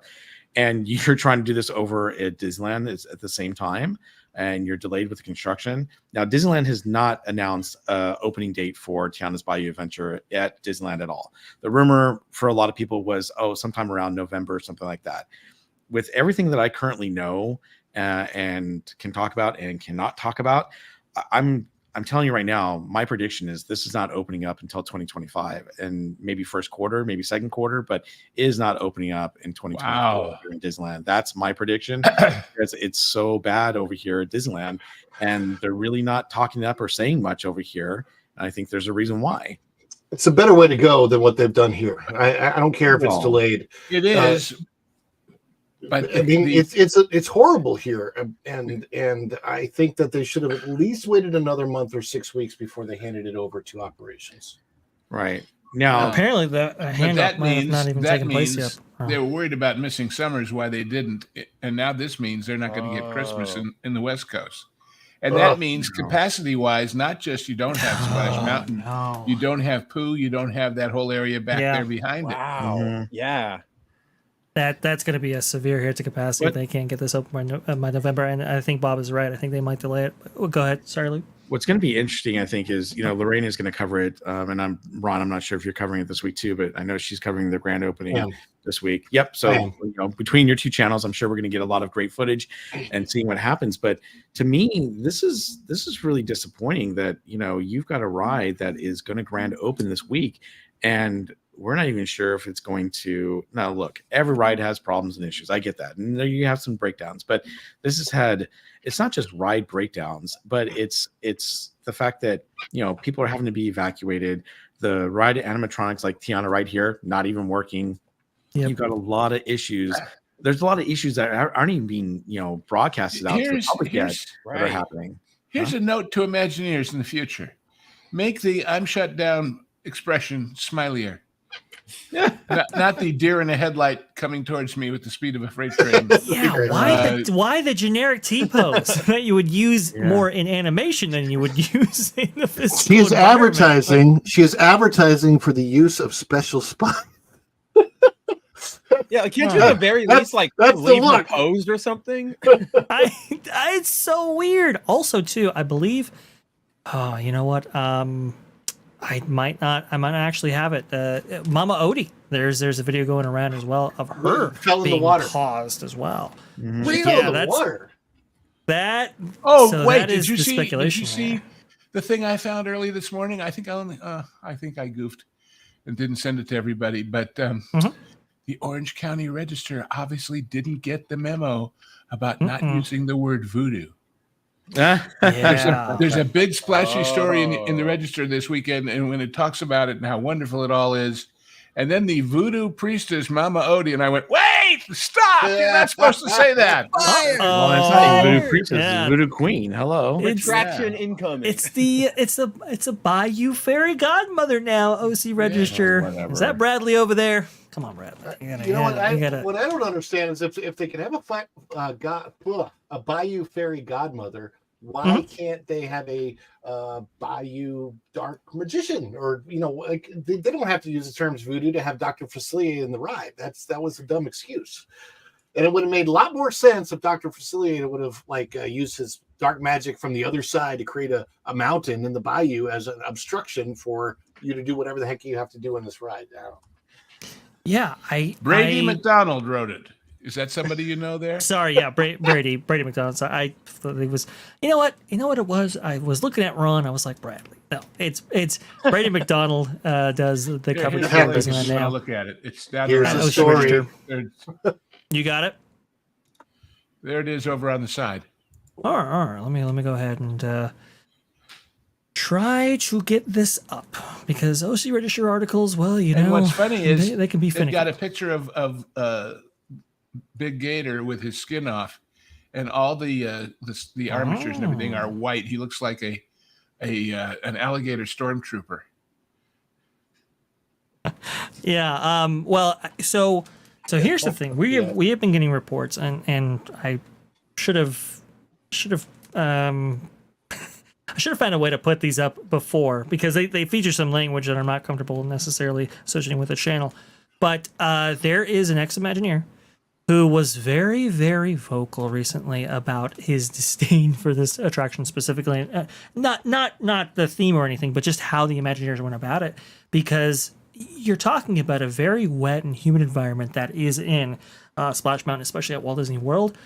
Obviously, it was a swamp before, and some of those swamp-like qualities, well, they haven't been completely excised from the resort itself.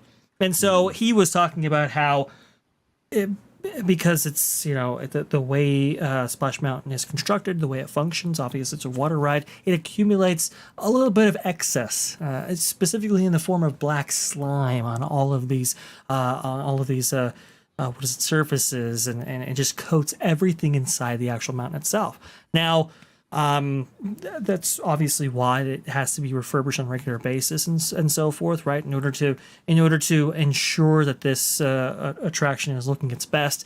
But for these audio animatronics themselves, that can be a real issue, especially when you have Electro servers. Electric powered servos and motors than the pneumatic ones they had before, because that moisture and stuff gets in, and that might be where a lot of these problems lie. So that's something to consider. Again, this was an ex-Imagineer who seemed very, very knowledgeable about this topic specifically. What do you guys think about that? It reminds me of the Tin Man and the Wiz going, "Slide some oil to me. Let it trickle down my spine."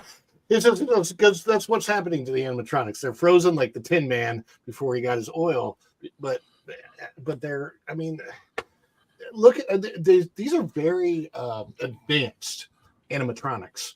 Sure. And but did they take into account all of the environment that they're going to be in? Because this looks like they were created in a studio in California and then shipped out to Florida. I don't know if that's the case. Maybe you can verify that. I'm sure it is. But our environment is so different out here than it is out there. I used to live in Vegas. Vegas is super dry. California is a little bit less, but as far as Florida is concerned, we are humid as language you don't like to use on this channel. Well, it kind of reminds me of the movie Jaws, right? When they had the Jaws animatronic, they tested in fresh water, everything was great. Got into the ocean, sank to the bottom, when it was in the ocean because they didn't test it properly. And the same thing with here. I think that they built these thinking, oh, this is going to be great, not realizing how much the moisture was going to affect these animatronics. So it's really unfortunate because these animatronics are amazing, the way they move and the way they look. I mean, obviously they cost a heck of a lot of money, but to see them not prepared for something like this is very, very disappointing. It's like, why didn't they? I think Disney just went off and said, hey, we need to do this, and they didn't think about the previous animatronics they had and how they worked. Yep. Like that's Absolutely. my big takeaway here. It's like I'm like the theme park outsider here of all the entertainment news and stuff. I know Sure. Theme parks are like, I follow you guys for that. So I see all the stuff that we've seen from this reboot, from the awful, like remember the bottles, and then how the backside, if you will, and then all the breakdowns. And so while you guys were talking, I was sort of just going like, how does this happen? How do they let animatronics out like this that are clearly not ready to go? How do they green light an experience that breaks down 70% of the time? And then when Lou said, oh, they got to get the holiday season, then it all clicked to me that like this is just desperation. This is Disney going, we need something. Oh my God, put it out. Who cares if nobody can write it? We can at least get the headlines from all the pixie dusters. And it's just like, you guys have had a reputation. You used to be the top of the top, and now you're literally doing stuff you would imagine out of like not even Knott's Berry Farm would do this. It's pretty. Pretty them's crazy. fighting words. I know, it's pretty crazy. Well, I don't think they would. I don't think Knott's would necessarily do this. We know that they went with Garner Holt with their updates to the Timber Mountain log ride recently. Garner Holt, a very established audio animatronic manufacturer, and those audio animatronics, they work pretty consistently. At least a little bit more consistently than these audio animatronics. I can tell you, seeing here. You've seen all the previews of Epic Universe. You've seen what they're doing with their new animatronics. I mean, they are so next level, and I'm assuming they have a lot of former Disney Imagineers that have come over and said, you know what, we're gonna bust the tail off of this. Is well, look, blowing them away. I think this, as I keep being the repeating message, this is management. This is not skill and science. They don't have a total absence of people who can make a robot work. Right. What they have is, and what you were describing, Spencer, it goes to this. You build the robots, you build the whatevers, you do this, you integrate these screens, and who's supposed to make all that happen? You know, it's a baseball team that probably has pretty good pitchers and a couple of great hitters and some great outfielders, but you got to have a manager to make the machine work. And when the manager is not answering to the call of quality, but to the call of the guy on top of him saying, get it open by Tuesday, that's where it breaks down. That's where it breaks down. What is the priority? The priority of an individual artist making these things, as I always say this about movies and TV, but it's true with this too. Nobody wants to make something bad. They want to make the best thing that their skill and their inspiration can make. The problem is when they don't give them the support, whether it's time or money or emphasis, all you can do is all you can do. And when that's true for everybody, then, we have a broken animatronic. Okay, let's fix it. Oh, while we're fixing that, we have a broken light or a broken... It becomes a cascade of problems. Absolutely. Because no one of them is being given the attention and support it deserves. And nobody who's supposedly coordinating it all... Band-Aids. It's like putting Band-Aids on it instead of actually fixing it. Especially because... all of it rolls uphill to a person who's not there because they're busy at Dookie Chase's in New Orleans having lunch with their boss who wanted to get a great trip out of the deal. Yeah. I mean, it's who do you answer to, the fans or the people who keep you in goodies? In effect, the managers become the pixie dusters to the big shot managers. Oh, that's a good way to put it. I like that. Their perks and their salary and their attention and their prominence, that's all the goodies they get for saying, yes, boss, everything's swell. When it's not. And they know. They had to know. Of course they have to know. So, by the way, do you see, what is that? Animatronic beignet on the plate over there on the right-hand side? On the I mean, it's like pneumatic. What does it do? I mean, how it isn't even dancing like the okra. I think that's where the snake comes out of. The snake, yeah. Juju. The snake comes up and by the way, no voodoo, but Juju's fine, right? Yeah, Juju and special spice, of course. Which got to advertise that special spice to the kids. Oh no, I'm paranoid enough to know that if Juju, the actual word, which means forbidden in African lore, was goy goy, they would be perfectly fine with it. Well, I here's the thing. Okay, Voodoo Priestess, Mama Odie. Yep, this is from Brady McDonald on OC Register today. Didn't get the memo on that one. Also, too, as I always ask every single time that this goes down. Okay, come on. My browser is like, no, too many links today. Okay, here we go. This is Carmen Smith and Sharita Carter, the two project leads for 14 on Spy Adventure. Yucked it up at New Orleans, right? And they went on a bunch of research trips for this whole thing. Where did the money go for this $100 million attraction? Did it go towards these research trips? Did it go towards the finest of accommodations in New Orleans? Or did it actually go into the actual attraction? When I see the breakdowns that we're seeing 5 hours today, on at least on this post. This was June 20th right here. When I see audio animatronics not functioning the way they should, and by the way, a lack of audio animatronics throughout the entire attraction itself right here, very simplistic figures augmenting what is essentially just 15 audio animatronic figures in a ride that used to occupy 68. When I see all this, I go, where'd the money go? Where having a fun time in New Orleans. Bob's getting a fourth shower. We all know that. That's where it's going. I want to know. Is he? I'd like to know how much time they actually spent at Avery Island learning the history of that before they decided to make that mountain. The Avery Island, Avery Island, it's hot and it's humid. It's like Disney World. We don't want to go there. We want our nice air-conditioned New Orleans hotel. Okay, now here's a question. A, all that Mardi Gras parade stuff you saw, do you see any of that really in the ride? That's what I'm saying. And B, how old have they been doing? How long has that been around? Do you know when Mardi Gras started? March 2nd, 1699. Wow. 1730, there's an account about the costuming and dancing. In 1743, the custom of carnivals and balls was already established. So if the real people living in the mud, in the sweat, have been doing it that long, you can't get it right at Disney World? If you really did research, the research would be, how can we get this open by Christmas or whatever? and you'd find the answers, because when they had a float go down, they said, well, give it some axle grease.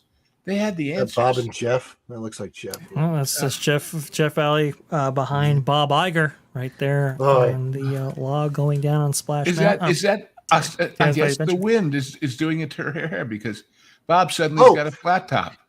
Sure. They had water when they went down the drop. Roger Rabbit. This is Bob Iger as Biff from Back to the Future. I'm sure they had a pristine experience that nobody else was able to experience. I'm sure they just got whisked right on, didn't have to get on any virtual cues. And you see or that anything big like smile that. on his face, and behind his teeth, he's going, "It's still boring. I told you it was boring." Yeah, he's going, sell it. No, the thing about the drop is it's still the drop. But other than that, it's like well, you got a it whole should rest be of the still ride the to drop, do but it. back when it was the drop, the water worked all the time. Now it doesn't. Yeah, and they got rid of the splash. They had these splash shooters that would shoot up at you, and those are gone now too. Right. So. And I said that perhaps chiseling the Brer Rabbit head off the front of the boat somehow changed the aerodynamics of the situation. It may have. It might be a real thing. I didn't see this one right here. I just noticed this. Bob Iger right here. He went to Communicore Hall. Well, what do you know? He went to see the the gymnasium. He's got a lot of pictures with him and Walt. I think. I don't know if that was yesterday or whenever, but I saw the Walt ones, which were. If you could see the expression on Walt's face, it was like Walt was completely frozen. He was like a statue. In his head, he was saying, "Do I have to? Is that Bob guy again? Get him away from me! I'm going to stare off into space and do a Biden moment and pretend I don't one see picture where it looks like he's just elbowing him. They're like, damn Walt, get out of my way. Yeah, and Walt is elbowing him, saying, "You thought this job was fun, did you?" Buckle up. It used to be. Buckle up, Buttercup. I'll have to find those photos for everybody to get an idea of what we're talking about right here, because I can't find them right now. I don't know why, but it's poor mismanagement, like you were saying before, Spencer. This is hubris. This is rushing. This is when things are done through the creative process, which like people have like a really great idea, and it's like they want to bring it to life, and they have a not only a proper budget to do that, but proper time to do that, then, we can have beautiful things like, it just came to me. Guardians of the Galaxy Mission Breakout at Disney California Adventure, for example, right? With Tower of Terror. Do you remember watching the astronauts blast off on the news, when we were shooting to the moon? And you remember when it got close to the end of the countdown, there was a built-in 5-minute hold, just in case something went wrong. So they had the time built into it to fix it. That's how you're supposed to schedule these things. You're supposed to say, well, at T-minus 20 days, take 3 days off the schedule and pretend they don't exist, because you'll need that time. You're supposed to say, Here's every step from we woke up this morning to we're all standing there with the grand opening to getting this thing done over the next 2 years, 3 years, 5 years, whatever it is. Put some blank space in there because things will happen. Things will come up. It won't all be perfect. It won't all be on time. You'll have supply chain shortages. Yeah. You'll have, but they don't do that because if they did that, they'd never get to the end. And that's conversely why you never get to the end, because all of that breathing space that smart people put in, you didn't. Yeah. It's just we're not folks out there, the ones who say, "Oh, you're just a bunch of downers." We're not blaming them because things don't always work the first time. We're blaming them because they don't know that enough to plan for it and schedule for it. It's a fair point. I think it's a decent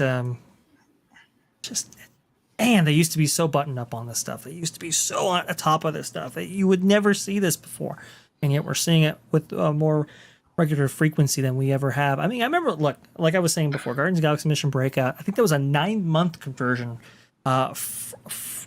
from that previous attraction, which was Tower of Terror at DCA at least, into Guardians of the Galaxy. And it was so smooth. It was so just, I mean, as soon as that thing opened, it really made an impression. Because it was 9 months for you, 18 for them.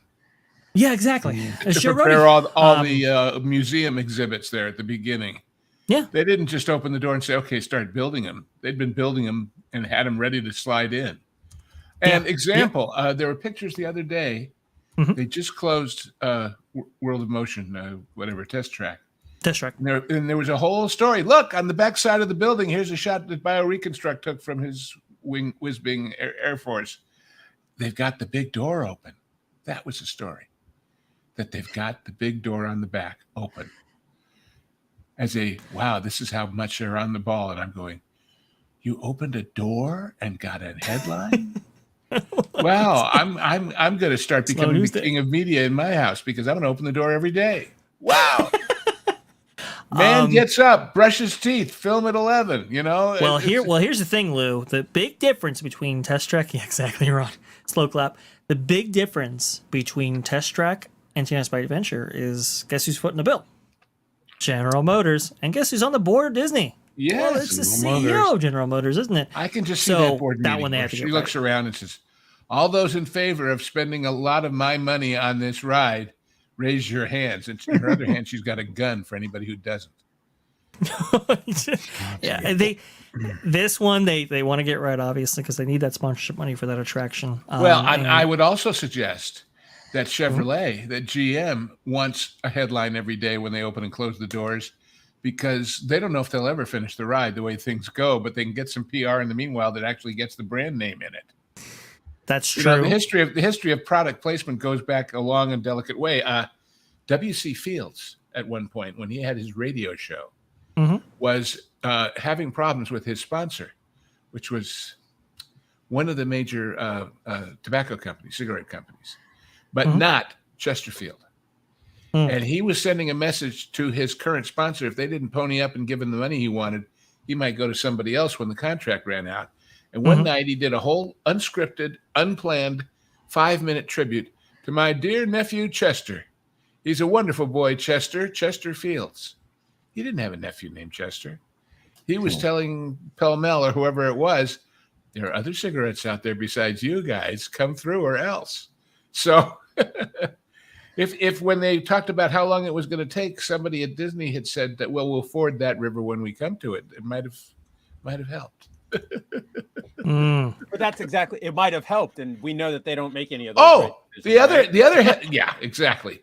The other headline that they put out about this, they did a whole story on one of these house organs or sycophants of the picture of, see the sign out front? There's a new logo for the thing. New logo revealed as they shut down the ride. What? You built a sign and that's a story? Which we've seen with Tiana too, didn't we? Some of the signs. That's a fair point, actually. And once they By the way, they're realized, spending. oops, we wrote a sign about slavery.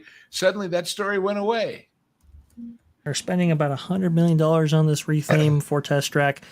We will see what substantial improvements there are, but doesn't that exterior with the scaffolding currently look like no, the next one with the Oh out yes, thrust. yes, yes. Sorry about that. Yep. This looks like a band stage at Coachella or something. It doesn't looks so bad, and it has since the day it opened. Since I think they put the, I don't know when they put the canopy up, but this attraction's been around since 1999. Whenever they put the canopy up, the first thing it did was obscure viewing of the thing that was always the weenie of this building, which was that spiraling track that the vehicles went on.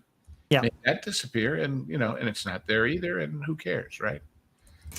Yeah, so it's weird because Jim Shull talked about this. The ex-Imagineer said that they put up a mirror to show, or a series of mirrors along the ride track out front to show people what the actual experience was before they actually rode it. Very interesting, and then the canopy obviously obscures a lot of that. It's just been. I could go on and on about Test Track, that's for sure. But we've got a couple of super chats here that we want to go ahead and get to. So let's go ahead and get to them right now. This one from, let's see right here. Lady. Okay, so I will admit, folks, for some reason my screen, when at least it gets the green super chats, doesn't like them at all. So let me just go ahead and make sure here that I can read everything on this screen. Give me just a second, folks. And you better do it right, Vash, because this is a dear friend of mine. Oh, okay. Well, Lady True North, thank you so much for the Canadian $5. Very much appreciated. Hi, Vash and gents. I am a DAS person, and I now walk with a cane until I am treated with dignity. Disney World and Disneyland will never see my wallet waving the cane. Yeah, I mean, I think a lot of people have kind of sworn off the parks right now because they don't know whether or not they're going to be able to enjoy the parks that they used to if they don't actually have DAS. So that's something also to consider. And by the way, I am hearing reports that you, like you said, you have to had purchased a ticket in advance before they even see you for that Genie Plus for that DAS really screening process. Yeah, so you don't even know whether or not you're going to get DAS before you make your purchase. And you're going to make a park reservation too, right? Right. Yeah. Right. Well, when you buy the ticket, it makes a park well. reservation for you. Unless you have an annual pass, then obviously, or Magic Key, you got to make your reservation. Hey, that brings up an interesting question, which I do not know the answer to. See, there are some. Shocker! Wow. Question: if you have an annual pass and you're a DAS person, do you still have to go through the DAS BS every time you go? So if you get a waiver for 120 days. having. Yeah. So basically, once you you get approved for the DAS, then it's good. Is it 120? I think they were doing 90 over here, but 120 here at Disney World. Yeah. What days? The old way was they give you to you for 30 days, and after 30 days, you have to renew it again. Now they're giving you a lot more time once you do get approved, but a lot less people are getting approved now. Lou. I'm just saying, if you bought a whole year's worth of park with your annual pass, they should at least give you a whole year of this to go with it. Yeah, they don't. And not make you jump through the hoop again and again and again. Yep, they do. Especially if you can't jump through a hoop because you have DAS. So right. Turned up the contrast on my teleprompter here. Let's see if we can go ahead and get through a couple of more of these. Thank you so much, Lady True North, for all of that. Oh, did I? Okay, well, hang on. There we go. Peko sits for $5. Thank you so much. Behold, we are witnessing the end of one empire and the rise of a new one. Disney's becoming perceived unredeemable. Universal is picking up the ball. Yeah, you know what? I mean, speaking as somebody who happens to be reading a fascinating history of the universe, or at least our part of it on Earth, this is exactly what happened when Rome won and Greece lost.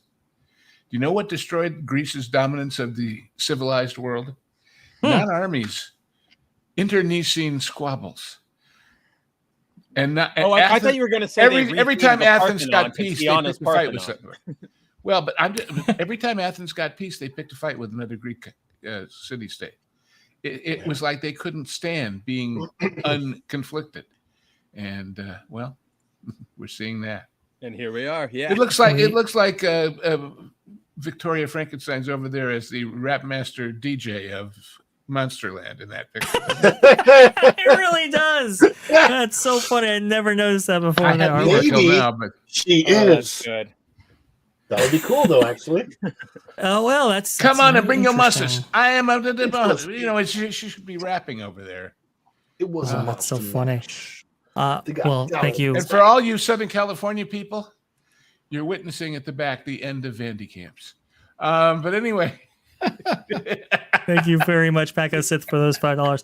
Very much appreciate it. And all of our super chats today as well. $20 right here from Man Juicer 69. Thank you so very much for that. Dude, very yeah. much appreciate that for sure. Former Team Disney Orlando Resorts leader till the end of 2016. Oh, you're You're okay. recent. Yeah, woke dreams came true. My dream job turned divorce. Nothing surprises me from the salaried portion of casting /HR. I got a legal settlement. Big whoop. Break them up. Whoa, holy smokes. Hey, Yeah, wow. Man Juicer 69, reach out because that's... Hell hath no fury. I like how he's like, I won, but screw it. Like, not good enough. Like, Yeah. Oh, my says goodness something. Like, gracious. I hear you, buddy. Yeah, for Hey, sure. There you go with my ancient history analogy. You all do know where the term Pyrrhic victory comes from. Pyrrhus, yeah. Pyrrhus was Okay, an good. invading general who kept winning battles, and every battle he lost half his men. And he basically said, if I win one more of these, I'm going to be dead. And that's how the Romans just basically absorbed him. So anyway. It's like Manager 69 was talking about in that amazing super chat. Thank you so much. Amazingly generous. The culture behind the scenes, from what I understand, from what I've heard, has really been not great. They have been prioritizing things like, for example, the fifth key that they tout so much about. Right, you have the 4 keys that were the long standbys for Disney cast and everything like that. What is it? Show efficiency. What is the other? Courtesy, show, efficiency, courtesy, show, efficiency, safety. It's Safety. Yeah, Yeah. safe. So those are the that is 4, safe. and then they came in with inclusion, which always should have been part of courtesy anyway, and was Right. not Walt Disney's original idea. And inclusion is really about what we're going to do is we're going to find spaces for people that we can bring in, and to do that we have to disinclude other people. So that's basically The difference is if it's included, as you said, it should be indeed. You don't get virtue signal points for it. No. They If you just call it something have- all by itself, suddenly, Right. They just lost focus, and when you compare what their work output, right, compared to like this, what we're seeing on screen right now, this amazing Dark Universe land as part of Epic Universe right here, you just got to go like they really have lost their way. I mean, it's just you see these amazing conceptual pieces that Universal put out as part of their drop for this. Also, too, I believe, we had the fly through right here. Spencer, I don't know if you've seen this or not yet, but it just looks absolutely stunning. You see this, you see the quality, you see the theming, the atmosphere, the things that Disney and look was, at how was it so unveils known for. itself as we move through. Whoa. Oh, Yeah. amazing. It isn't just boom; it's there. It's See, like this. This makes me this wanna is going to go be to the park. most immersive theme park that's ever been built. This looks hands down. well. Let Great. me say something about that. 'cause I heard I've been- Danny Elfman was doing the music, so that Yes, already off the yes. top. I was Yes, like, I whoa, was just you about to won. say. Like you guys If there's won a new automatically. But this immersive word that we've all been using to death, Mhm. it's never been done till this. And here's my proposition about why that's so. If I tell you I'm building, I don't know, Fantasyland at Disneyland, sure, that's a land, and sure, it's immersive in the sense that it's a whole place about that one theme. But what has Pinocchio got to do with Snow White, got to do with Mr. Toad, got to do with... They're all a bunch of individual IPs and characters and things that happen to be in the same general category if you were listing them on paper. Mhm. But this thing is a real land, a real, Eastern European nation, if you will, a little city state, whatever, where all these people happen to naturally congregate and be.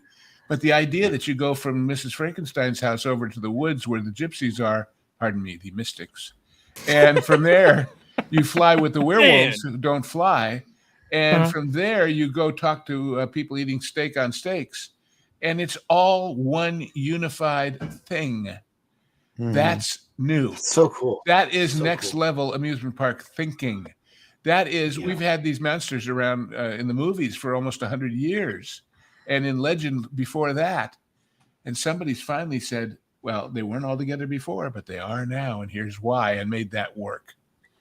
And in the process, made something that was originally written as a cautionary tale about good and evil, and it was originally about inhumanity versus humanity, and made it into something scary and fun that you can take your kids to. And the things that were really the villains, Dracula, you can get your kid made up to look like him, and he's happy to be the bad guy. And it all works, and yet it still scares the heck out of you with technology that nobody's ever seen before. That's a next level to this whole amusement park thing, this whole theme park thing. That it's going to be epic. That was built into it from the beginning. It didn't just happen that, oh, they're all in the same place, and I guess it kind of this is conceptualizing first, and then text and tech and image after, and that is a different direction than anything anybody's done, really. This is as novel to theme park entertainment as Disneyland was to amusement park entertainment in concept. Yep. In concept. It's a great point. You can see some of these like amazing aerial photographs of the construction process for Epic Universe right now. Look at the theming, the detail, the texture. It's so rich. It's like, I remember, this reminds me of, like, obviously I'm more of a video game fan than classic Universal horror fan. So sure, I remember when we saw the first photos of the in construction Super Mario World, and wow, that's insane. Like, and I'm not the biggest Universal horror fan, but I'm looking at these photos here and having that same feeling. Like, look at that. They are putting in effort. That's going to be fun to walk around in. It looks like a theme park and not the cafeteria that Disney just opened up.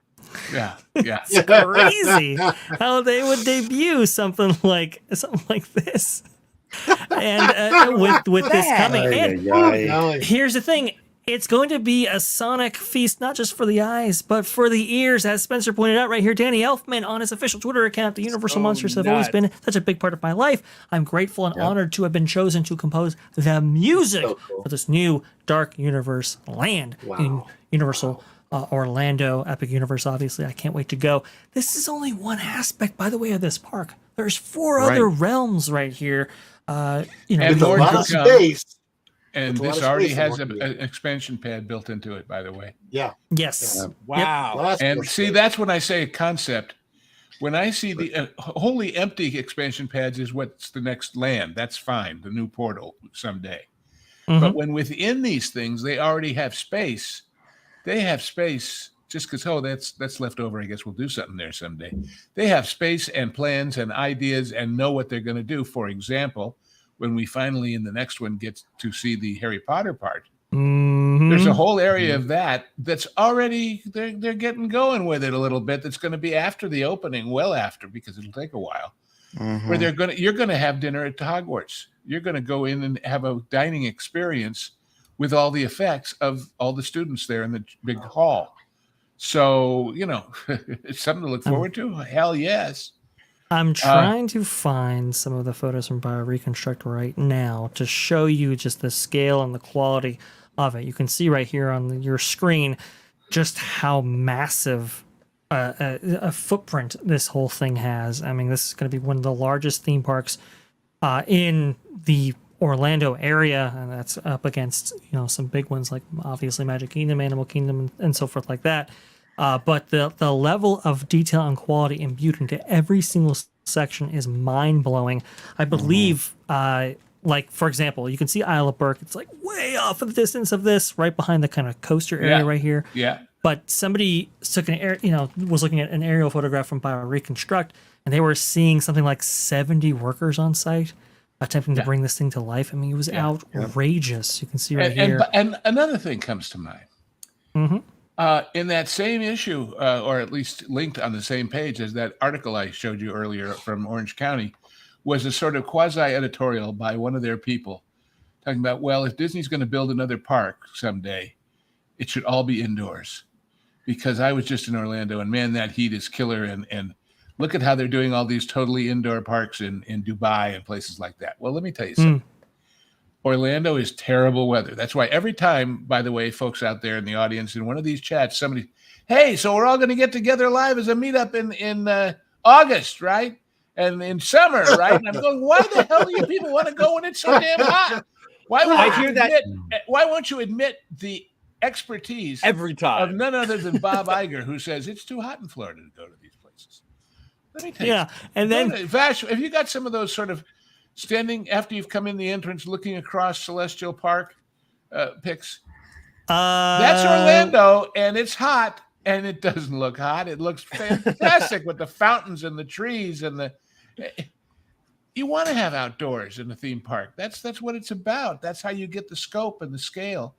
And Universal didn't say, well, we were going to build this wonderful thing, but what we decided we had to do was put a Caesar's Palace Mall roof over it with a sky sight. Give me a break. Look at that. I mean, I bet you if you're really standing there, it's 95 degrees and 80% humidity, but it still feels great. And the trick is, all of the traditions of these parks go back to the guys like Olmsted and the people who built the Crystal Palace in London. And you know what? Even in England and in New York, it was hot in the summertime. And they didn't have air conditioning. It didn't exist. Yeah. So they put fountains in. What does Disney do? They rip out a magnificent fountain and put in what? No. I know we keep saying Hobby Lobby, but it's not even Hobby Lobby. It's like McDonald's. I don't know. It's so bad. If you think it's bad now when it's new, give it a year or two in that sense. I know. There's the Fountain of Nations was so amazing. It was so just and incredible. If you've been at the park all day and you were sweaty and dirty and hot, and the fireworks just ended, and you're heading towards the exit, and you walk by this thing, greatest air conditioner in the world. It was cooling, and not just because of the spray, but because the music of the water and the look of the spray in the spotlights. It just puts you in this placid, cooling oasis state of mind. Now, not so much. It's weird too. I'm trying to find the Communicore Hall and the exterior of it, because you're right, Lou. Bob did say that that people weren't coming because there was no shade, and I'm trying to find this.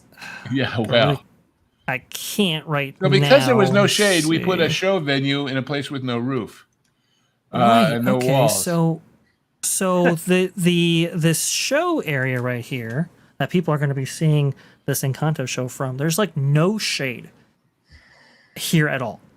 Now people are in shade because the sun is so low and they're right next to the building, but there's no shade at all for this venue right here. And I just wonder, like, why are we creating stuff in Florida, in Central Florida, with no shade or no like water features, distinct water features, at least to give you the illusion that it's cool. Just so bizarre. Desperate? Is it what we were talking about earlier, where they're just trying to rush this all out to be like, it's open, come now, new, get us that quick PR, and then we'll fix whatever. Yeah, but Spencer, you realize what you're looking at here, and that bad airport lounge with no it's all generic, ugly seating. Oh yeah, all of that was inside a building, a perfectly good building that's been there since 1982. Yeah, and they tore it all down, cut it out. Yeah. Hey, there is right here. The stage is covered. The stage is covered, but you're out there. You're out there in the elements, which is not great. But you can see the interior. If they weren't worried about the performers slipping and falling on a wet stage, it wouldn't be covered. That's an interesting. And for those, point I've said this before, and a lot of people didn't realize. The reason why the Communicore buildings have that tall ceiling in the circular perimeter of them the People Mover was supposed to go through that building originally. Yep, sure was. There in that second level. And there in that that's why second it was level built right that there. way. So, But you could see the Imagineers of the 1980s understood, like, okay, like we got to make a lot of this interior.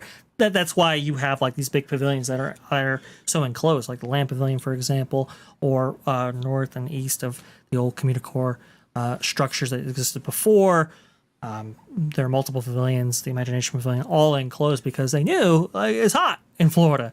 But for some reason, they have gone away from that for this kind of very and Southern in the California original, mindset, to be honest with you. original layout, Yeah. to the degree that it was possible, and it isn't always with these big modern styled sculptures of buildings, they knew to put in enough plantings and enough trees to at least give it a semblance of nature. That helps your mental mindset as far as the heat is concerned too. But these new ones, there's nowhere to go with that. And there isn't even since they've thrown out edutainment. Now I they can sell remember more when it drinks. got opened, everywhere you walked, all of these areas, there would be little signs telling you what kind of plant that was. This is And at if you saw Disservations one right and you here. liked it and you went into, there was a booth there where they gave you information about stuff around the park. And you could say, you know, that kind of green with the yellow flowers thing over. Oh yeah, that's it. But here's a brochure. If you want to put that in your backyard, here it is. They don't care. This is via Disservations. You can see just how little shade that there actually is. They put out temporary umbrellas there to try to provide some shade, at least for people who are waiting around the show. And for example, you can see them huddled around those shade structures. But I mean, it's just like, how do you not implement this into your design process right from jump? It's so strange. It's so bizarre. These stupid piers, these things with the lights in them. They're like, yeah. I mean, I keep expecting to Oh, see yeah. V'ger. I expect to see V'ger down in the middle of it. It's so weird. Like, because, yeah, they're just supposed to be lighting up, right? But it feels like they're trying too hard to be, like, unique and futuristic, and it just ends up looking really, really dumb. Yeah. And it's not like it looks like something else and there's lights hidden in it. Right. It looks like the back of the bleachers at Dodger Stadium. Oh, man. So bad. It's so bad. It's just so terrible. But kiss my grits right here. If you want that on with full the screen, $10 I've got super chat. Grits! Thank you. Thank you so much, KMG. Man, you've been super generous today, and thank you so much for that. The positive earned media Dark Universe is generating across social media and YouTube for Universal is off the charts right now. Even non-theme parkers are stoked to enter the world of a Mary Shelley and Bram Stoker novel. Yeah, exactly. Exactly. And KMG, of all the lands, the portals, that's the hardest to sell compared to the others in the abstract, because you don't have the movies, the recent movies. Yeah, it's the old movies. There's a built-in bias of why isn't it all in black and white and corny? But it isn't. And the fact that they did this one now in the sequence, they could have done them all in any order, but they've been pacing them just right. You go with a beloved by those who know it, utterly, like to me, unknown, almost except the name of Isle of Berk and Train Your Dragon first, which was charming and wonderful. And then you go to the known of the whole Nintendo plays, but then you show how it's going to be like being in the game with that Donkey Kong system. My God, I want to be on that. I want to be on that so bad. And then everybody knows you got Harry Potter waiting to bat cleanup, so you go to this, which is the one that people know the least about, even though they've known these characters longer than anybody else in that park. And this is a home run and then some. And next, when they say, all right, the question with the Harry Potter, yeah, we know you do Harry Potter. You've got it already in both your other parks there and in California. And so what? What's new? Well, let's show you what's new. And man, talk about interesting ride systems and talk about interesting. And it also shows, I've been saying Universal listens. When everybody got really, really fed up with all these screen-based rides and told them, Universal listens to the point where in some of these previews, they make a point of, by the way, this ride, no screens, it's all real. Well, when we get to that whole Harry Potter thing, which was planned originally presuming that the Fantastic Beasts movies were going to hit. It took them, 4 or 5 of them to realize they're not going any further. But we're building a whole Paris. What are we going to do? It's simple. They're magic. You're going to go into this beautiful, spectacular Parisian street scene, which is totally new, which is nothing like Diagon Alley and nothing like Hogwarts. But then you walk through the flues and you're back in the saddle again in jolly old England. So what? Yeah. It was that simple and yet that profound to understand that you didn't have to change it. You just had to figure out a way to make the two go together. And you get the double dose of the familiar and the unfamiliar all in one package. Yep. So, we have a little bit of, well, I'll go ahead and look at it.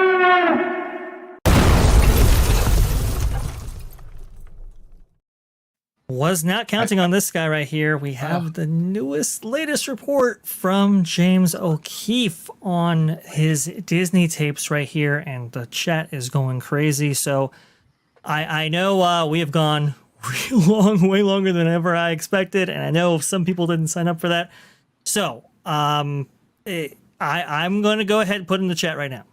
If you want us to cover this, it's about a 20-minute video. It's not, you're at least in here for about 30 minutes. Chat, do you want us to cover this, first of all? So you can put a 1 in the chat if you do, 0 if you don't. And anybody on the panel who wants to join is absolutely, I'm down. We can do it. But if you don't, that's perfectly fine. We just want to go ahead and get a feel from the audience. Okay, everybody's going crazy with ones. Okay, all right. Well, it looks like we are absolutely covering this right here. This is some big exclusive stuff right here.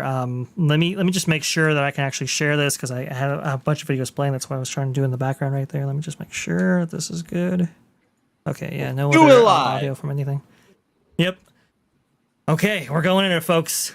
This is part 2 right here of the Disney tapes. If people are not familiar, he was James O'Keefe was able to essentially have a couple of undercover journalists be matched up with a prominent Disney executive from before. I believe it's Michael Giordano, if I'm not mistaken. Was his name. It looks like there might be another executive that he just got. And so we got to go over it right here. Here we go. Let me just go ahead and make sure that we're all good. Do you think that they... Yep, we got the audio. Let me just maximize the screen right here. And, well, we're in it.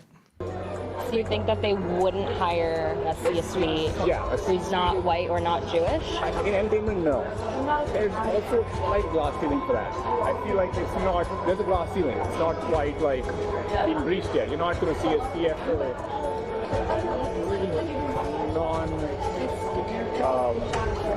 I guess, for lack of a word, non-white, non-Jewish.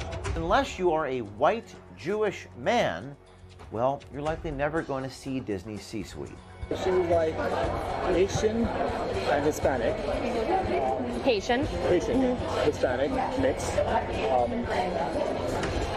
Just left Disney like a month ago. She left because she didn't really have, she's a woman. She didn't really have either of her bosses in her corner. Okay. And she quit saying that she just was like, I just not feeling right. So I feel, and that being said, that the department heads are 2 Jewish men. Not that I'm any against this man, just saying that she, being of color, felt that and she quit. Because she just said that I can't seem to like him. Very well. Whoa. So a couple things right here. This is a brand new executive from Disney right here, director, production, finance, Walt Disney Television. So brand, completely different person than the former. This looks like it's to be in their linear or Walt Disney Television division. Can you do a little bit of research on this guy and see if we can find anything on him? Sure, I'll go see what I can find. But I'm finding problems with this one already, frankly, and not just because of my ethnicity. Sure. When somebody says they don't feel right, is that because of something said or did to them, or is that because of their prejudice? I mean, either way is possible. But I'm just saying it's all it's all who's telling the story, you know. That's an interesting one. That's So- for sure. Oh, did Ron leave? Okay. Yeah, Yeah, he's Ron. Okay. Ron has to go, and actually, I need to sign off too. So can I sign off Okay, real quick? And because I'd love to stay with you guys, but we're going a little bit longer than I thought. I know. I was not planning to go this long, so I didn't want to leave anybody out. I didn't want to leave anybody hanging. Bob, please go ahead and tell the good people right here where they can find you, sir. All right, everyone, you can find me at BarryPlace28 on all my social media channels. So TikTok, YouTube, Instagram, Facebook. Please come and join the fun. Tonight, my daughter and I are going to be doing trivia. So if you love trivia, come join us tonight. And then I will be at Knott's Berry Farm. Lou, get this. I'll be at Knott's Berry Farm on Thursday for the grand reopening of Camp Snoopy. Excellent. So definitely come join us. And it's going to be a lot of fun covering all that good stuff. So thank you for letting me be on the show today. It was great being with everyone. Ron said he's going to be in the chat, so you'll probably see him in a moment. But thank you, everyone. And Dre, Lou, Spencer, you guys have been great, as well as everyone in the chat. So have a great day, everyone. Thank you so much for joining me every single week right here. The people love you. Thank you so much. And we will definitely, we'll have some links for BarryPlace28 in the description. So thank you so much. Alrighty. Spencer, what do you you have anything on this guy? Well, Oh, you're muted. oh, sorry. Who muted There's a me? cou- then? there's a no, couple of I don't different- know anything about this guy, so I'll let Lou take it. But Well, yeah, so far there's I line two up of with them. him. Okay. Okay. There's an Indian assistant director who's done a lot of big Bollywood movies, and Okay. then there's let's see, cause of death news.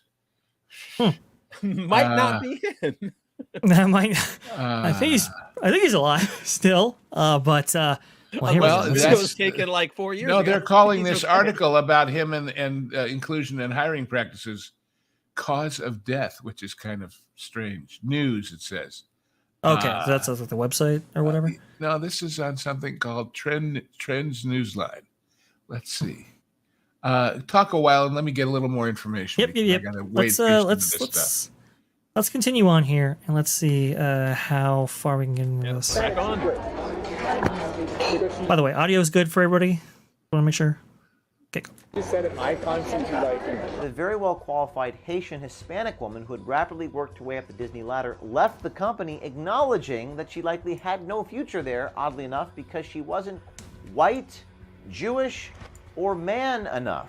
So maybe there's this juxtaposition between corporations, especially in entertainment, that say, you know, we want diversity and all these things, but then in reality, But it's a number, like, you know, like, I've done the report for diversity inclusion, they make us do every year, saying, okay, like, look at the shows, tell us the diverse cast, all crew members are in there. So you've seen number count go up, and I'm like, yes, it's gone up, but I feel like that's like a forced metric. Does every department have diversity spreadsheets? I'm seeing a pattern here, and that is from Disney's hiring practices. what about like the LGBTQ? I want to see them do it more in like the kids shows. That'd be great, yeah. It's the way the world is. You can't, like, pretend it doesn't exist, right? Yeah. And say, like, oh, we're just going to show, like, one section of society, that's all the world is. The world is, like, full of everybody. Right. And that should be on screen. So, Disney's philosophy is that you're never too young to learn about the LGBTQ agenda. Do you think Bob Iger is corrupt? Now, yeah. Oh, well, that's interesting right there. Do you think he's corrupt? Yes. And that's, you know, I mean, at least he was working at the Disney company at the time. That's what I was That's going to really say. That something right he there. was, you know, I can't imagine that he knew this was on tape, but he was obviously sort of chumming for a story, it seems to me. Interesting. Because I'm looking at this guy. There isn't a lot about him, but I don't think there is much out there about him that he hasn't anticipated and figured out. KMG, if you have that information, go ahead and send it to me on Twitter via. Yep. Thank you, sir. He's reading my mind there, and you have the link if you can. You know, if you have something to say. Well, this is all please come peripheral, on, but, guys. This is all very peripheral, but I'm looking at his Facebook page, which hasn't gotten much. Sure. But he's got a picture on his Facebook page from 2018 with him and a bunch of his buddies at a place called the Jonathan Club. Now, the Jonathan Club is one of the most prestigious old boys network private men's club in downtown LA. It's where the very, very white, very, very Christian types since, I don't know, 150 years of LA. You know, the people who kick other people out because of their ethnicity have mixed and mingled and networked and all that sort of thing. Now, granted, he's not white, and there's a black guy in the picture. But just to give you my own totally anecdotal experience, I had a very dear friend who was a big-time insurance guy, and he called me to see me about something that was really troubling him. And he said, I got a big problem. I said, what? He says, I've been invited to join the Jonathan Club. I said, oh, well, that's great. Good for you. Oh, it would be great for my business and great for my connections and everything else. But I have a problem. What's that? He says, I can't take you there. I said, what do you mean? He says, well, they're anti-Semitic. They don't want Jews. And I said, well, if it's good for you, he says, I don't want you to be offended if I take the membership is the point. I don't think this guy ever asked anybody that question. I'll just leave it at that. That's totally anecdotal and totally my feel. Opinion. So, especially with what's going on in the world right now and people taking sides, I find it very interesting that this is when he decides to go out with this. So it's a very happy Diwali from my family to yours. And we'll have to see what more he has to say. This is Sohrab Maker, I believe, MBA on LinkedIn right here. Maker, would it be how you pronounce it? So. There you go. ABC signature. It looks like some people were saying, I guess, where is this guy from? It looks like he's from their linear television division right here. Sohrab has completed his MBA at USC Marshall School of Business, focusing on areas of negotiations, financial analysis, debt modeling, planning, distribution, and marketing strategy, looking to secure a role in financial management in the motion picture industry. Well, at least he was. Prior to business school, Sohrab was a part of apparel lifestyle industry, working at MEE or Mark Echo Enterprises, where he was involved in international business development and financial analysis at a managerial level. Following his departure from MEE, he was involved in the film production of a feature-length Bollywood film, Kapoor and Sons. I believe you mentioned that before there, Lou. So that is really interesting. Let's go on. Now he just wants to stay. Now he just wants to stay. Isn't that the truth? He, like many, believe Bob Iger is corrupt. And if you look at the recent filings of Disney shareholder Nelson Peltz, it seems others carry the same sentiment.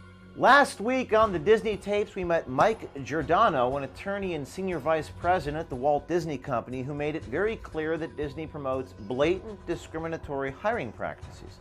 So much so that he actually expects lawsuits against Disney. It kind of feels like we're, at some point there's going to be a lawsuit. That's kind of how it feels, just because of, On this episode, our second installment of the Disney tapes, we're going to delve even further into Disney's systematic discriminatory hiring practices to see just how far they will go to pander in the name of diversity, not only in hiring, but even how they aggressively push race, gender, and LGBTQ programming at children, young children. And in an odd twist, one production executive claims that Disney CEO Bob Iger is corrupt, and that Disney's discriminatory DEI hiring will only get you so far up the Disney corporate ladder.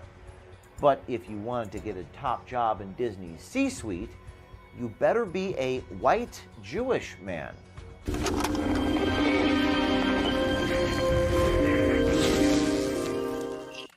Now let's pick up where we left off last week. Remember Disney Senior Vice President Michael Giordano and his claims of blatant discrimination in Disney's hiring practices?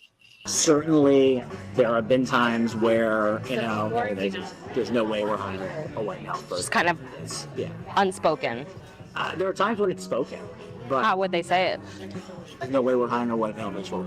They, the writers and actors, I hear all the time, they're like, I'm looking to hire writers and actors who bring diversity, and I'm not looking to bring on any more clients who are white. Now, let's meet Saurabh Makkar, who also goes by the name Dave. Dave is the director of production finance at Walt Disney Television. He is intimately involved in Disney's production business behind the scenes. I don't know if you heard of the show Rookie, ABC Network. Yeah. Yes. Yeah, you're producing it. Okay. What is your role in So I'm doing all of that? production finance executive. I'm involved with like the actual production of the show. Okay. Looking at my work starts with like making the budget. That's my domain. Really, the budget for the show. That's my real work. Okay. Starting. Right. I believe Michael was as well dealing with deals and so forth. He was doing it from. Well, he was more negotiating legal. deals with people.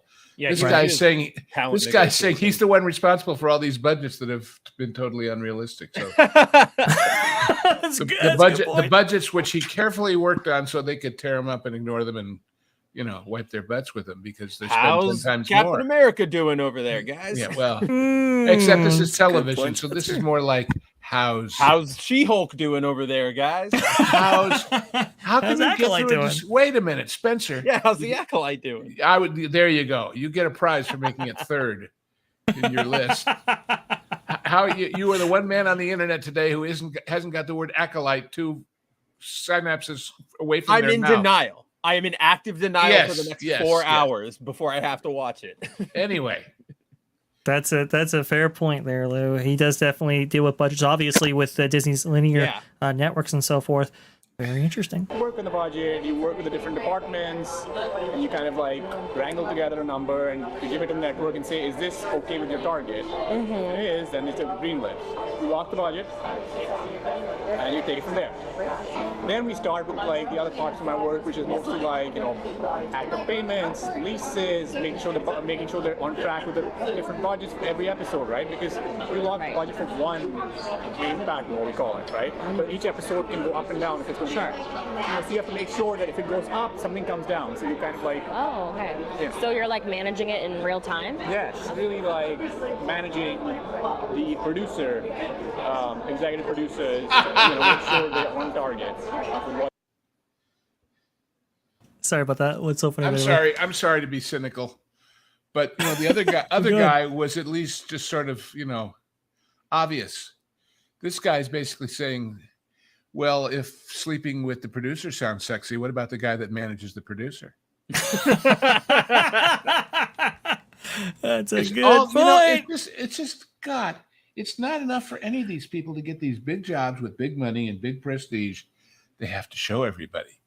I mean, that guy on the Sunset Strip would have done better by just taking out a billboard.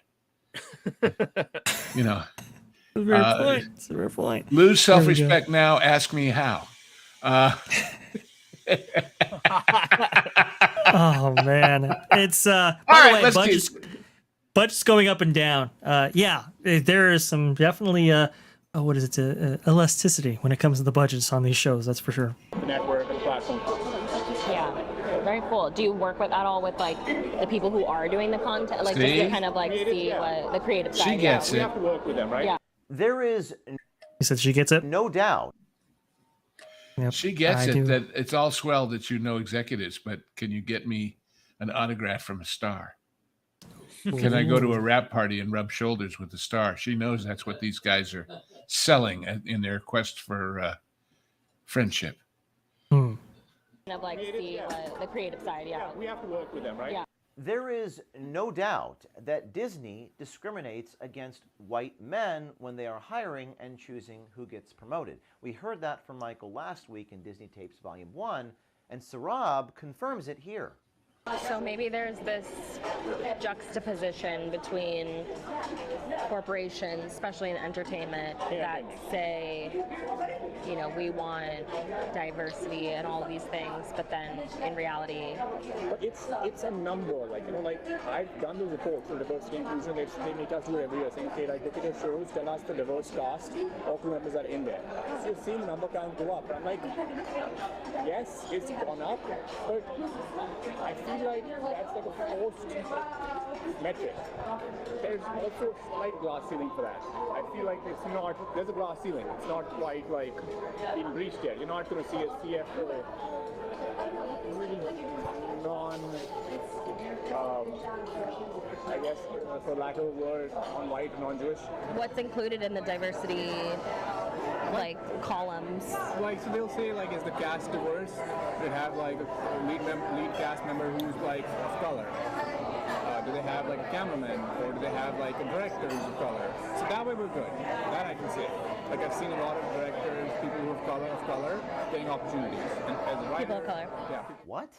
Michael, the senior vice president, also acknowledged Disney's diversity spreadsheets in last week's report. Does every department have diversity spreadsheets? I'm seeing a pattern here. And that is from Disney's hiring practices. Fair point. Not a week goes by without a news. This is an ad right here. We'll go ahead and skip through that. Yeah. So they're pretty open and transparent about at least about their racial makeup of the company. You can actually see that on the Reimagine Tomorrow website. I believe it's Reimagine Tomorrow /Vision, if I'm not mistaken. And they have the racial makeup right there. They also have what is it? It looks like I guess they have broken it down for each department. And I would say, I think, Lou, you brought this up last time, that you're keeping those numbers for a reason, obviously. Sure. And sounds like quotas to me, at least. It's to have the data to back up your virtue signaling. It's to have an answer when somebody says you don't have enough. Then you can say, well, I've got this much. Is that not enough? All right, I'll get you some more. Absolutely. That is It's sure. I keep saying it's the Monty Python spam routine. Mm-hmm. Well, we've got whites, blacks, Asians, whites, Hindus, and whites. Isn't that enough white for you? Or whatever. Yeah. I mean, it's just notice something, please, everyone, in all these discussions, whether we're talking about cameramen or actors or C-suite executives or anything else. Nobody in any of these places says, what about quality? What about ability to do the job well? Yep. What about ability to entertain the audience? Never. And which is what sells tickets and memberships and Disney Plus and everything else they're trying ostensibly to do. In other words, when the goal is not quality storytelling, that word they like to use so often and understand so little, nothing else matters. Only it doesn't matter in the stock price. It doesn't matter in the flywheel, as they call it, of going from movies to parks to shows on the ships, whatever. All it matters in is a realm of public opinion on one side of the political aisle. So who is the company? Who is the company spending billions and billions of investors, from big shots to nobodies to mom and pops who buy their kids a few shares of stock? What are they spending your money on? Well, originally it was on making Bob Iger president. That's all. Why is the quality diminished at for their products? Because they're not prioritizing it. That's all. Exactly. And because they're hiring people based on different values, who therefore wouldn't know quality if it bit them in the butt. So true. And have no clue how to get there. Spencer, I believe you're going to say something similar. Nope, Lou took it right out of my mouth. Perfect. I mean, Let's go. Everybody out there, I don't care what job you do. Are you a doctor, a welder? What do you do? When you get up in the morning and you go to do your work, do you try and do the best work you can do to, first of all, please your self-respect, and second of all, please your customers or clients or whoever, so they'll come back for more. But if your entire goal, and by the way, not just in theory, but as we've discovered in bonus money, in all kinds of other perks, is to achieve this abstract goal of how many people of what color are on the list. You know what happens to you? You and I and everybody in our real jobs? We go broke. We get fired. We fail. And these people are failing too, but the numbers are so huge, it's only getting around to being noticed. They get to fail upwards, yeah. Yeah. Yep. And they please people who can provide them cover. I mean, we all went crazy when the Reedy Creek stuff was exposed, but it didn't just happen. It had been going on for decades and decades and decades. Finally, it got so big and so blatant and so obvious, and its impact on the bottom line became so clear that they got noticed. And now the house of cards begins to crumble. But let's see what else this moron has to say. You use code OMG. By the way, wait. Vash, important. When I call somebody a moron, I am not giving medical or mental health advice. Nor is the channel. I do appreciate the distinction. I just want to make sure we get all the official disclaimers in to make everybody happy in YouTube land. Okay. You're right on. You're right on. Okay, I'm sorry to have interrupted, but anyway. Now let's look at the lengths that Disney will go to push a woke, diverse agenda into kids' programming, young kids, and also hear firsthand why they would do such a thing. Ooh, that's gonna get us copyrighted. Keep that down just a little bit right here. Kids introduced and educated on the ways of LGBTQ. What about like the LGBTQ? Yeah. I want to see them do it more in like the kids' shows. I agree. Yeah. Are you asking me on a date? Your pulse and heartbeat have quickened. No. It's the way the world is. You can't like pretend it doesn't exist, right? Yeah. And say like, oh, we're just gonna show like one section of society. That's all the world is. The world is like full of everybody. Right. And that should be on screen. There's a man with profound thoughts. The world is like everybody. Nonsense. I'm just an architect. Yeah, it's like I don't necessarily disagree that the world is everybody. That's for sure. And there is entertainment that shows. Vash, you've just revealed your executive ability to make a 12-figure salary at the Disney company. I guess so, right? Yeah. The world is everybody. The world is everybody. Wow, and if she had said the world is only 6'4" Norwegians yes. who like I don't know, baseballs in the bedroom, he would have said, yes, that's true too. These guys, I mean, you know. Well, yeah, like, but there is a distinct difference between representing people on screen when you come to general entertainment and children's entertainment specifically. He doesn't so many care. He just wants to get in this woman's pants. See, I'm right there with you, Lou. Like, to me, this guy is so hollow. This is every horn dog everybody's ever known in college. Difference being he's got a big job with a big company name and money.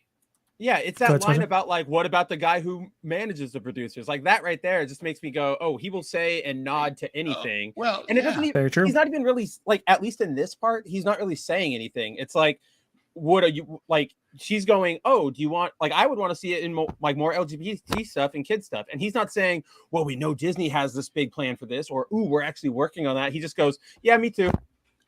And it's like, okay, I'm sorry. I don't know the man. I don't know anything about him but what we're seeing here today. Right. But when he does that line about the white and Jewish thing, and when I see the rest of the context of him basically doing a Hollywood exec's version of a seduction, I have to think he's checking her out as to her political proclivities in this rapidly bizarring world. About that's interesting. If she'd come back and said, that's but it's terrible. The Jews are this and that. He would have known, oops, okay, she's on that side of the ladder. Whether that would have made her a reject in his eyes or just now I know what to tell her to make her happy. Like I don't know. Yeah. Because I see nothing sincere about this man, about anything so far. So let's go on. All right, let's see. Halloween in Mom's wig. Oh, nonsense. I'm just an architect. It's important, I think, for me to see, like, you know, the LGBTQ stories and, like, especially for kids so that they can understand all of that and you know, introduce it to them just so that they're comfortable and all this stuff. Like, do you think that Disney, like, makes that a priority? I think they are. Do you think it's authentic? Like, not quite. Netflix does it better. So Disney's philosophy is that you're never too young to learn learn about the LGBTQ agenda. Well, his girl goofed because he didn't say that. She did. Yeah, exactly. Agenda. Apparently, even Dave thinks Disney has gone too far, pushing the DEI thing in their programming. He talks about in one recent failed show, Debt and Other Details, where Disney tried so hard to push the DEI window that it totally tanked the show. I feel like in our show we insert diversity when it's not really like organic to the story. It kind of stands out, like this just feels like a weird orchestrated. Yes, that's the word, orchestrated, right? Like we did a show called Death and Other Details. What's it called? Death and Other Details. Okay. It just came out a couple months back. Now it's a whodunit. A good star cast. The main lead was a really big actor. He is a really big actor. Okay. It flopped. The audience didn't connect.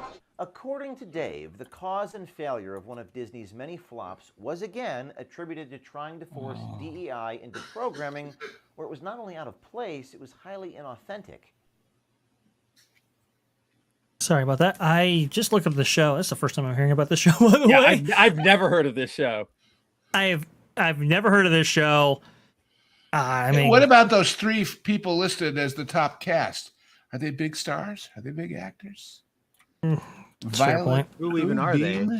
Violet Bean, Lauren Patton, and Angela Zoe. I feel like I may have heard of Angela, but that's maybe me just like trying. Well, he said big stars. I mean, the way he said I it, know. Paul Newman and Spencer Tracy, you know, and there's Angela Zoe right there. Not quite read sure. That, look at that picture, and then have her saying, "Yeah, I'm a big star because our finance executive says so. So you better believe it." I'm such a big star that just dropping my image and name got this guy laid. That's how big a star I am. I'm sorry if I'm going over the line. I apologize, but this whole thing is. I hope. I hope O'Keefe has more, because so far this one is kind of. It has some problems. It's saying things that we needed to know, but anyway. Sure. If you did the analysis, the post-mortem was there. In other words, Dave, he I knew hope he before didn't. it flopped that it was going to flop. So that's how good he is at managing budgets and seeing the company through to profit, because it that's a fair happened point. anyway. Well, I was just about to say, I hope Dave didn't allocate a tremendous amount of resources toward that show. Well, but maybe what he's saying is, yeah, it flopped, but it wasn't because I got the budget wrong. It's because they did this. Or any other reason you'd like to use that doesn't involve me. Let's see here. Yeah. But if you did the analysis, the post-mortem of it, you're just like, why? Because the story, they just tried to feed in so much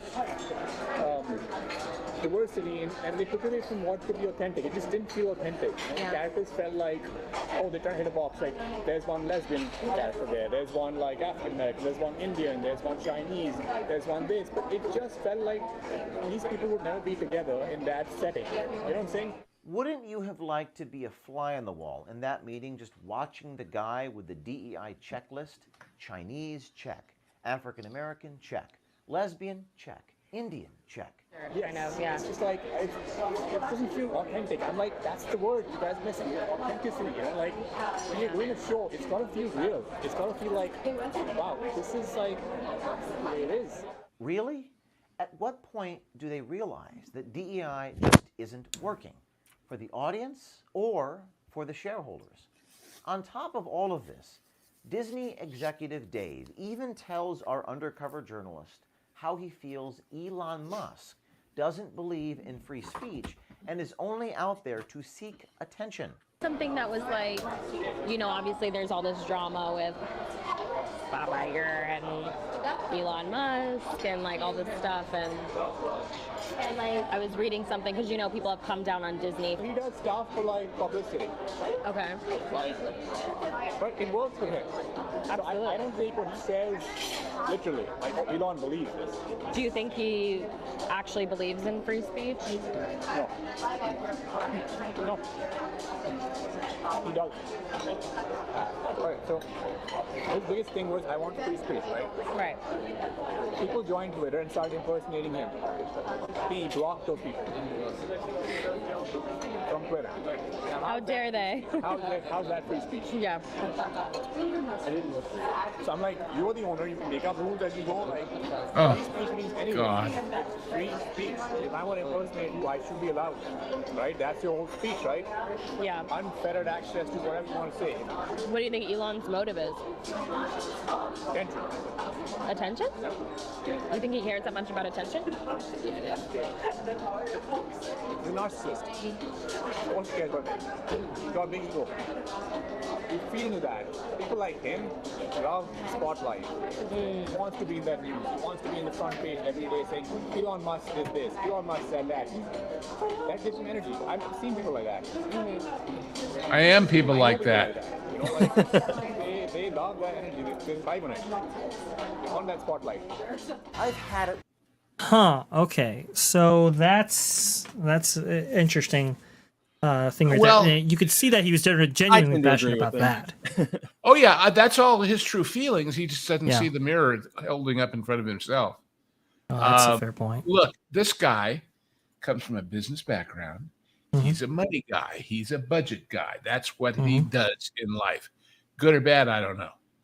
But he happens to be doing it for a media company. And therefore, listen, everything about everybody in showbiz, and I prefer to say that than just Hollywood because it's certainly worldwide, the bug bites you. Unless you're very level-headed and normal, like me. The bug bites you. And for people saying, yeah, but you're on here and everybody's, look, just for the record, so everybody understands, the reason why I came to this wonderful enterprise was back during the strikes and negotiations, something I know a great deal about because I've done it. Right. And the only reason I'm Lou Wasserman's ghost and not who I am or was is because there's things I can say anonymously that I legally cannot say about my past experience. And I respect that.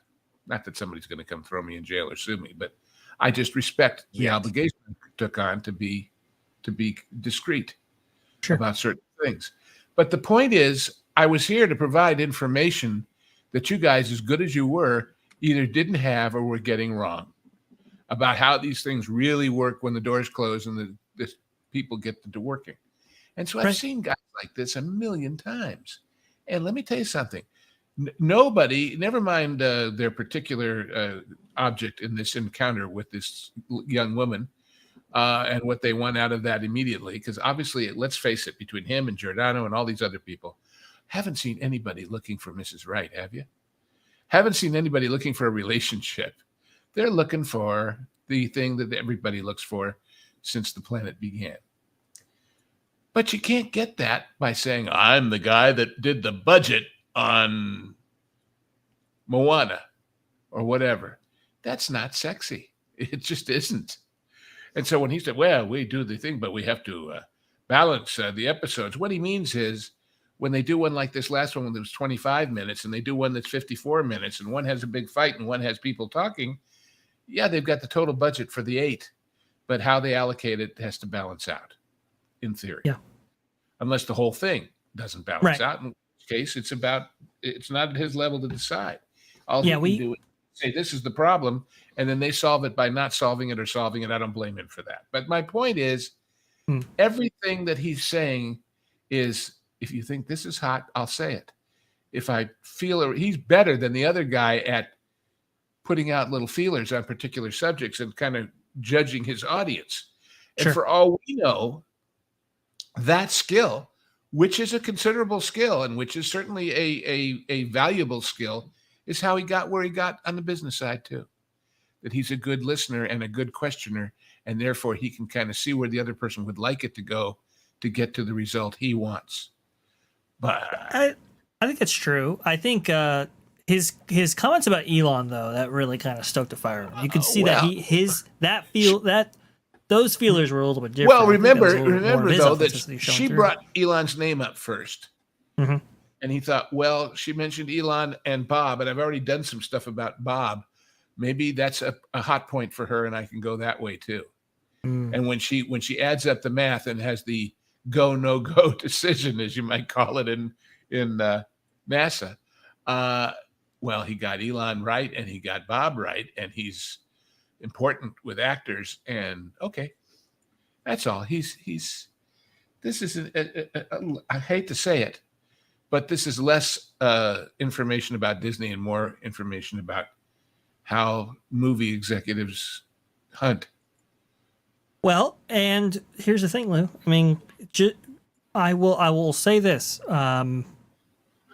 So you are obviously very familiar with that, but maybe there are some others that aren't, and I think you're providing some really profound insight, commenting on that, because I don't think a lot of people would necessarily know that difference or distinction.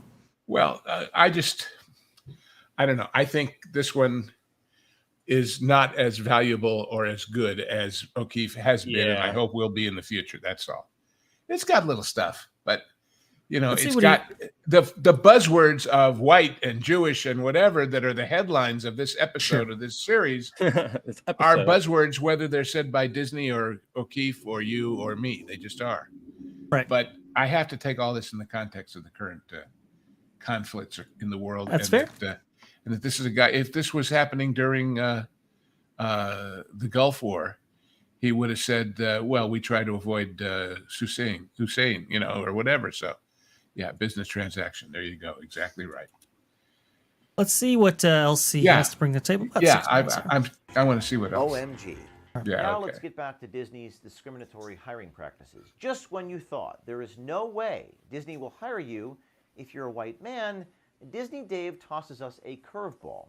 Imagine seeing this ad in the Help Wanted section. Job opening, Disney C-suite, must be a Jewish white man. Okay, so it isn't quite that overt. But let's say that you're lucky enough to get a job at Disney and you're setting your sights on going all the way up the corporate ladder. What's it going to take to get there? Again, by now, it has clearly been established that it's almost impossible to get hired and or promoted at Disney as a white man. I've been at the company 11 years now, so I have friends in HR, I have friends in those divisions, and they're like, look, nobody else is going to tell you this, Mike, but they're not considering any white males for a shop. They're just not. That's not what they want. And of course, we heard how Disney even bonuses executives for hiring non-whites.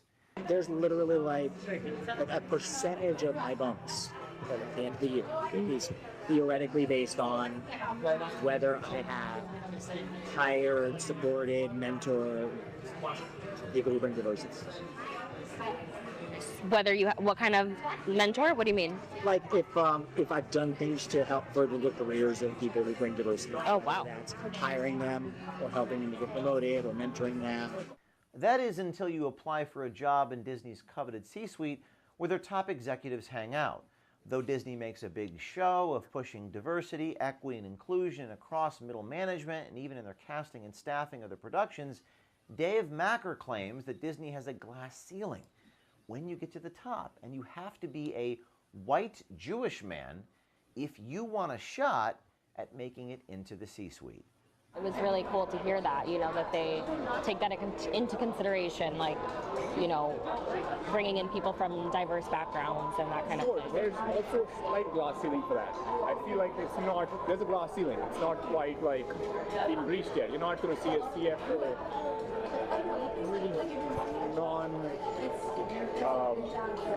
I guess, for lack of a word, non-white, non-Jewish.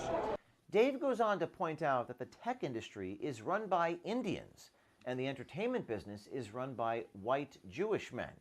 And unless you are a white Jewish man, well, you're likely never going to see Disney C-suite. In tech, everybody's like brown. All the all the CEOs are like, all tech companies mostly Indian. You look at it now. So you think that they wouldn't hire a C-suite who's not white or not Jewish? In entertainment, no. That is, but it's not just us. It's like every studio you look at, you'll find Indians pretty much higher there. You find like the chief technology officer, he'll be Indian, obviously technology, right?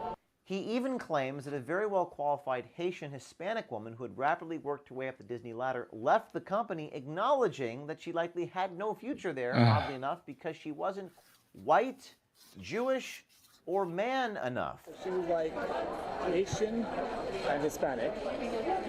Haitian. Hispanic mix. She just left Disney like a month ago. She left because she didn't really have, she's a woman. She didn't really have either of her bosses in her corner. Okay. And she quit saying that she just was like, I was just not feeling right. So I feel, and that being said, that the department heads are two Jewish men. Not that I have anything against it. Oh, yeah, of course. Yeah. A team of color felt that and she quit. Because she just said, if I can't see you like... So having heard all of this, what do you think Dave thinks of Disney's CEO, Bob Iger? Do you think Bob Iger is corrupt? Now, yes. Now he just wants to stay in power. He came with a 2-year promise. In 2 years, I'll turn the company around and I'll get you a new CEO. He extended that 2026. He got rid of a few people who were like, who could have been against him. He got rid of her. Like one CFO, Christine McCarthy. Well, that's Not interesting. Jewish Yes, and not a man. That's true. And we'll get into that. We'll get into that in just a moment here because I definitely want to bring that up. But he actually says that CFO Christian McCarthy was not in his corner. That's an interesting thing. I hadn't heard that before. Your reports surrounding the incident, Shapex, ouster, and everything. You would have thought that she was in his camp. She was the CFO of Disney. He got rid of her. That's why I felt like, okay, I see this. That he's removing any potential threat. She could have been CEO. Yes, you heard that right. He, like many, believe Bob Iger is corrupt. And if you look at the recent filings of Disney shareholder Nelson Peltz, it seems others carry the same sentiment. Do you think Bob Iger is corrupt? Now, yes. Why does Dave Mocker think that Bob Iger is corrupt? Is it because of his hiring practices, his insistence on pushing bizarre sexual and racial content on young kids, or how he uses his power and influence for political fundraising for far-left causes and leftist politicians? Who knows? One thing we know for sure, under Bob Iger's leadership, Disney, nothing burger. Yeah. family brand continues to rapidly circle the drain. Maybe Got a minute Iger left should here. spend We'll let more it play out. time on Disney's Yeah. balance sheet and profit and loss statement, and less time checking the boxes on his DEI spreadsheet. So again, I will ask, will Bob Iger clean up his act and get the mouse house whipped into shape, or will he continue to play the part of Goofy on Wall Street? If Iger doesn't get Disney fixed quickly, there may be a job opening in Disney's C-suite soon, if you're a white Jewish man. Let us know what you think in the comments below. Alrighty, I think about concludes it right here. Here's the thing. The top CEO candidates for the Walt Disney Company right now, we know are the four. That's Alan Bergman, Josh D'Amaro, Jimmy Pitaro, and Dana Walden from Fox. Originally D'Amaro? right here. He's really up for it? That seems... He's really up for it. Oh, yeah. Yeah. And honestly, as much flack as we give the parks on a regular basis on this channel, D'Amaro is probably the best one out of those four. The best one out of the four. Yeah. Because I will Dana agree with Walden, we highly believe. I mean, it's based on the reports that we've heard internally, based on meetings that she's conducted and everything like that, Dana Walden seems like the worst choice as a candidate, and she's also she's in the driver's seat right now. It's hers to lose, essentially, from what we've heard. D'Amaro. Wait. Go ahead, Lou. Think about this. Here's four people involved in some of the biggest subsections of leadership of the company. And which one has lost the most money? No contest, right? Yeah. No contest. Yep. This is the lady who you're saying is the number one choice, probably. Who has? I'm not saying you're not right. I'm saying, what does that say about? Well, listen, we got some great people. They're all doing wonderful things. Everything's wonderful here. Nothing's bad here.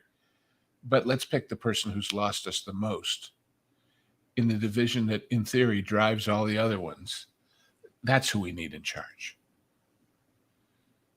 Yeah, so here's the thing. On what planet does anybody reason that way if they're really looking for profits and merit and improvement in the future? Which tells you one thing, that's not important to them. Sorry about that. Yeah, that's a fair point, and that's why I think it's misguided for a number of reasons, because they aren't putting an emphasis on that, right? They aren't. They're actively telling people that they're not. It's not just that they aren't. These facts are not in dispute. The numbers are the numbers. The reality is the reality. And when you say, yeah, screw it, we're doing it anyway, you're making a bigger statement than about who's going to be CEO. You're making a statement about what matters to you. You can see, it's not something that any shareholder in this company with 1 or 1 million should be happy about. That the emphasis of the top guy, the way they're going to fix the company, is by putting the person who is least financially viable into the job. So you can see right here, I still remember DSNY Newscast taking my screenshot right there, not giving me attribution, but it's okay. That's fine. I'm not bitter or anything. Okay, like that's that. why you're on the top now. That's right.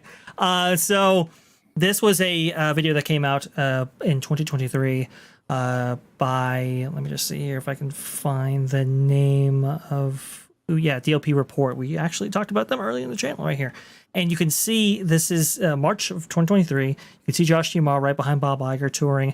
But who was with him at this point? Well, it's Dana Walden back there. Why is Dana Walden, an executive at Fox, with Bob Iger at Disneyland Paris of all places? Well, obviously it's like, okay, we're evaluating her for this role, especially for the theme park segment that is going to be, obviously it's driving, I think, 70% of the profit for the Walt Disney Company right now. It's a huge division. Anybody who is in that CEO seat needs to understand the fundamentals of this business right here. So that's why Dana Walden is with him right there. But then you see something on the other side as well.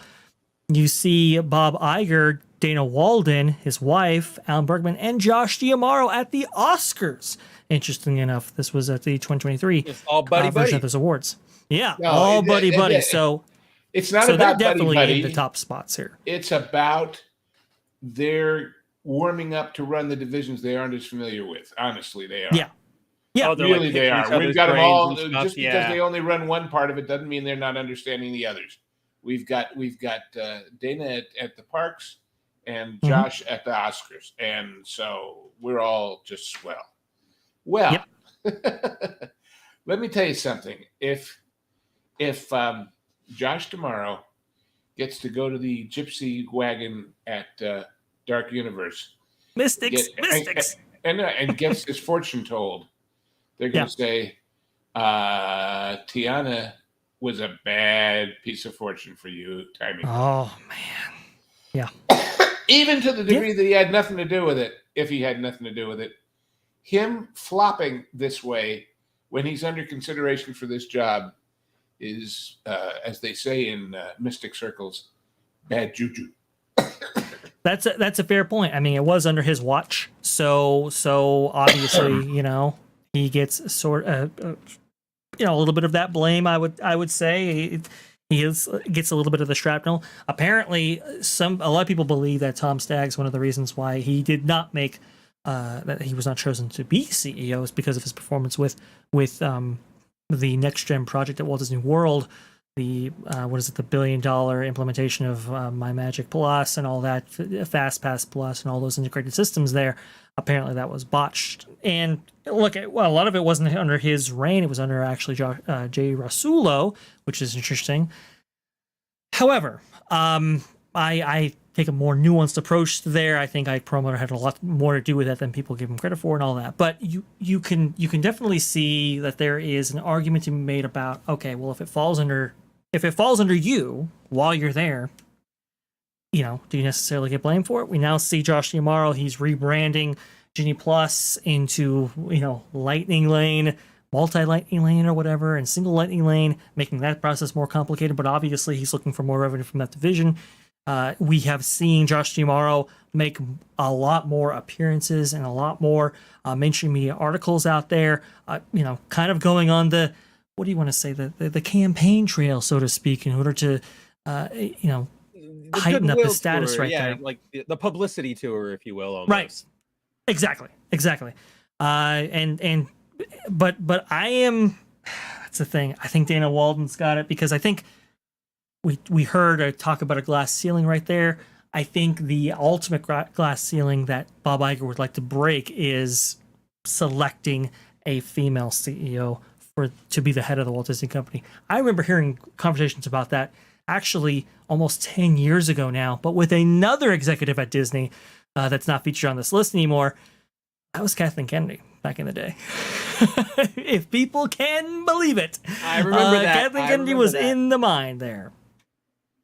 And, when you think about it, it's at least back 10 years ago before, well, we know what happened with Star Wars and Lucasfilm. 10 years ago, it's like, hey, maybe she is somebody who we can rely on, because she has obviously been the producer of so many multi-billion-dollar projects, right? Or at least, franchise films going back to the 1980s.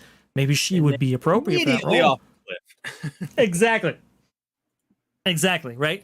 As soon as she's given all the power, that's what she does with it. And that's why I don't think she's in contention nearly at all. But even back then, they were looking at themselves as a progressive company, and that shouldn't they break that glass ceiling with her?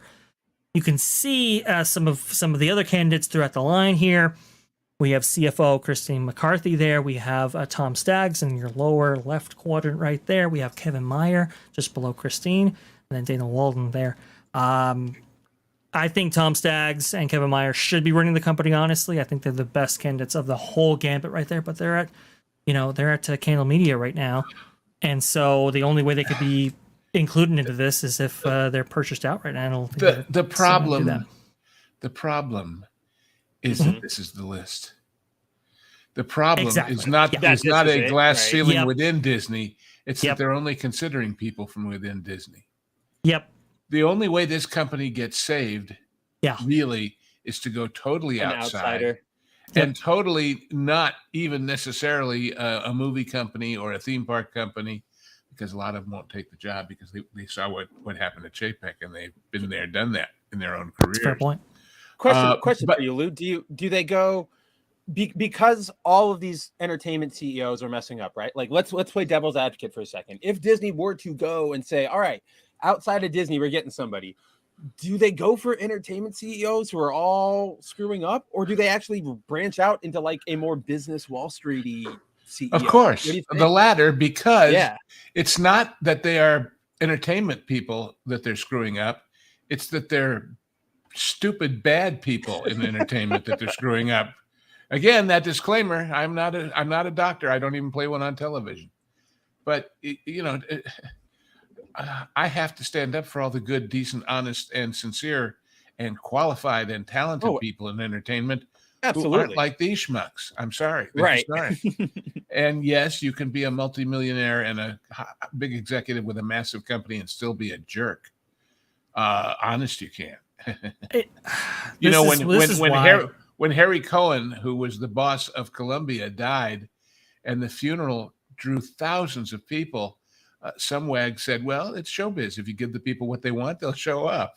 So, well, that's a fair point, I guess. But anyway, look,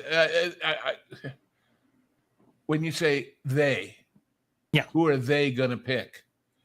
The problem is there is no separate they.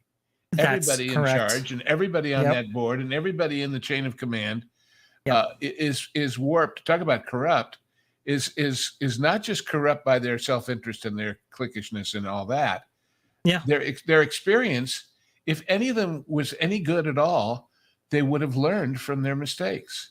Yeah. Instead, their standard answer is, "We don't make mistakes. We're Disney. We're God. How dare you suggest the possibility?" It's so true. There's a hubris there. There is a culture. You can see it in their reactions to Peltz. You can see it in all those snipey little nasty releases they made, which are not worthy of a 12-year-old, let alone a major corporation with leadership. Yep. Anyway, and I'm not saying Peltz is the only guy either. I'm just saying there's lots of companies out there in America who, despite COVID, despite the economic turndown, despite the overregulation, despite the overtaxation, despite all of the headwinds they've got to run against, are providing services and products that people like and making money. Find one of them guys and say, okay, now instead of selling widgets, you're selling Mickey Mouse. Can you do it? Hell yes. Yeah. Same principles. Make people happy, they'll spend money. End of story. Don't make people go pay $150 a day to look at their telephone. They'll be happier. They'll spend money. Don't tell people that, well, we used to give you a dining plan and we used to give a bus ride to the airport. We're not doing that anymore, but we want you to pay twice as much as you used to. What a surprise. People don't like that. And mostly in a brand known for its politically empty, happily, socially relatively empty, happily, and certainly sexually empty, happily product, don't ram all that into it, verb intended. And if you do that, you will blank it up. Let's put it that way. Yeah. And it doesn't take a rocket scientist or an entertainment industry executive to know enough about that and to have the basic skills to run a big company to turn things around kind of quickly. But to do that, I keep using this same tired old joke, folks, but it applies. How many psychiatrists does it take to change a light bulb? Answer, only one, but the light bulb has to want to change. And so all of this blue skying about, will it be Josh or will it be, who cares? Because it's the people making the choice that are the problem, and they're not going anywhere. And if they're in this culture already, we're just going to get more of it. Yeah. That's it. That's it exactly. You see, and bringing this all the way around more to this much guy needed in the video, it's not about what the only qualification for who gets hired as CEO of this company, or should be, is can he do the job and make it work, not what his race, religion, politics, or anything else are. All the things that should be the least of the consideration. You're talking Walt Wright talking points over here. We don't appreciate that around these pixie parts. By the way, Walt was accused of anti-Semitism over and over again. All the time, yeah. And part of it was because he spoke in the language of his era, a lot of which was not malicious. It was just the way people were. There's that, and a lot of it was, or go ahead, Lou. Yeah, sorry. Well, I used to know a guy who was the #1 financial reporter on the movie industry for the Wall Street Journal. And he always told the story about going to the studio and Walt taking him around and showing him this movie they were making and this sketch for the future character and being so proud of everything he was doing. And they sat down to lunch, and this guy kept pressing, Walt, I'm a financial reporter. All of this is fascinating and I love it. But can you give me the numbers on like what you're spending and what you're hoping it's going to earn and all that? And Walt said, quote, let me get my Jew to give you that stuff. Now, if you are a leftist of 2024, that's absolutely shocking. The man should be hung and drawn and quartered. But if you're a typical wealthy goyim in 1960 something, whenever that was, it's like, yeah, they talk that way. They don't think about it. They don't mean it. They're not encouraging death camps. Right. I've also heard like that your buddies in Hamas are, by the way. So it's just. Go ahead, Spencer. Go ahead. All I was going to say was the people who would have that reaction nowadays would not just be screwed in their judgments because they've been propagandized. A lot of them would be, that's my business, is to make a big deal out of stuff like that. That's how I earn a living as a consultant, as a DEI person. And I'm not qualified to do anything else because I never took a real course in college. So anyway. Go ahead, Spencer. No, I was just going to add that to your point about Walt being accused of being anti-Semitic. A big factor in that also was that Walt was anti-union. So what happened was when Disney wanted to start unionizing all the animators and stuff, and he said, kick rocks, they started spreading that rumor as leverage to, put the pressure on him. So it's all coming from this like very disingenuous spot. Anyway, it's all ancient history. I don't know where you want Also to go. came from a book. A book was published a little bit after. Well, his death. well, then it must be true. A whole bunch of You allegations. mean, I bet the same publisher was the guy who said Song of the South was about slaves. Maybe it was. Maybe it was. I'm just saying that these people, that they get a good story, they run with it, and it pays their rent for years. And whether it's true or not, well, if you ask, you're that's up to the pixie dusters to make it look good. But if you ask, you're a bigot too. That's the thing. Anyway, I'm a bigot. You're a bigot. Wouldn't you like to be? No, I don't think so. But and this video of this guy, just to, I think there was some stuff in there, but there was some stuff. But I hope O'Keefe has more in his quiver somewhere, because I really hope so too.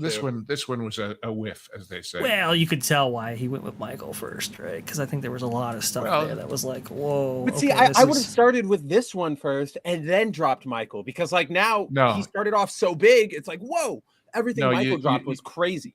And now it's like, oh, huh. No, but he's got to keep the story of interest.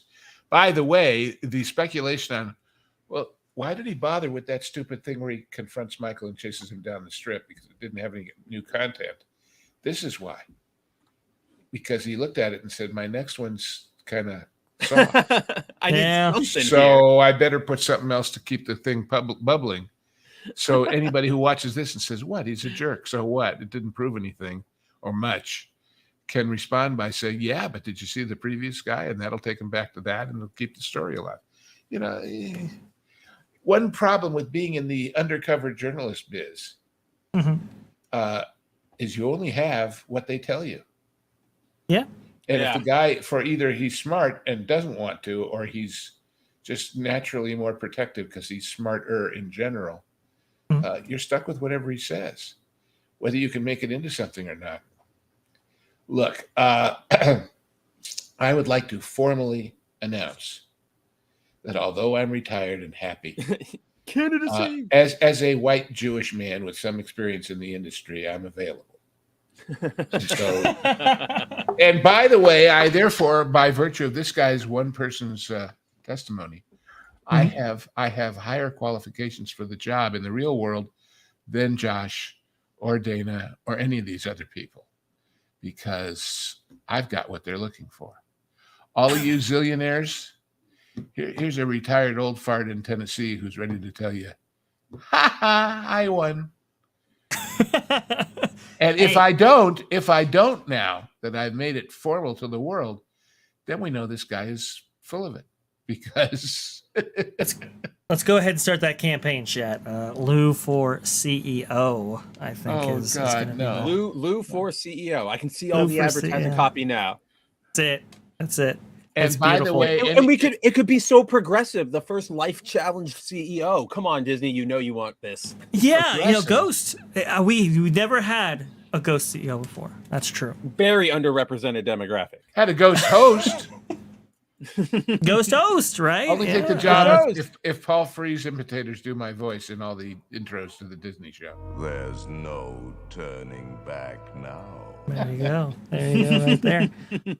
Who's somebody else who appreciates Lou's perspective? Well, it's New Rock right there with the $10 super chat. Thank you so much. We love Lou. We love Lou's perspective thank as you well. so much. And considering I've now become a public figure, you may want to do that next time, as greater as you'd like, without endorsing my so-called perspective, because this is not financial advice, by the way. So I don't give financial advice or medical advice. I give showbiz advice. That's right. If you're thinking of a career in showbiz, learn how to weld. You'll be safer and happier. Learn to code. You can wear a costume while you're doing it if you want, but other than that, you can make your own costume while you want. A steel costume. You can. By God, if you're a showbiz fan but you want to learn to weld, you could be the next Tony Stark. Yeah.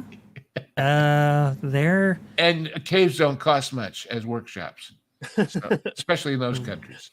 At the rate we're going right now, Lou, that cave is going to cost $600 a month, like next week. Yeah, exactly. Exactly. A month. Oh, man. They're gonna build in the foundations of the castle and offer it as a special suite a night. And then they will intentionally have the light switch not work so you don't turn the lights on and see the slime on the roof. Well, I was going to say all the lights are off because they don't want you accidentally turning on all the really cool lights that they used to do for the holiday thing that they just Oh canceled today. no! Yes. Hollywood Dreams, right? And part of that $600 a night comes with a complete okra menu.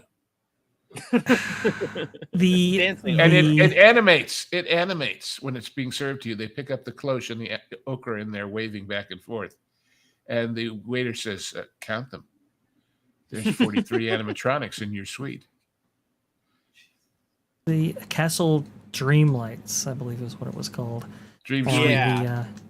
Oh yeah. And I just know about this because Pro was talking about it earlier on his show, and I was just like, talk about taking the magic out of Disneyland, out of the Magic Kingdom. It's just really bad. It's just so sad.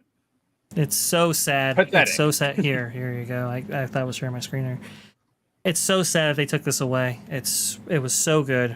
But that's the thing. The declining by degrees. The taking away, charging more. That's a mindset we've been seeing for the last, at least I would say, 5 to 7 years. And it really has done a number on all of these divisions right here. We gotta have change. Something's gotta give because this company is not headed in the right direction. That is for sure. Lou, why don't you go ahead and tell everybody what you got coming up right here? Because it's gonna be some different programming on Sunday, right? Well, you were there. Yes, I was. Yeah, well, okay. I have to make a little voyage for a few days, and it would have interrupted the usual schedule.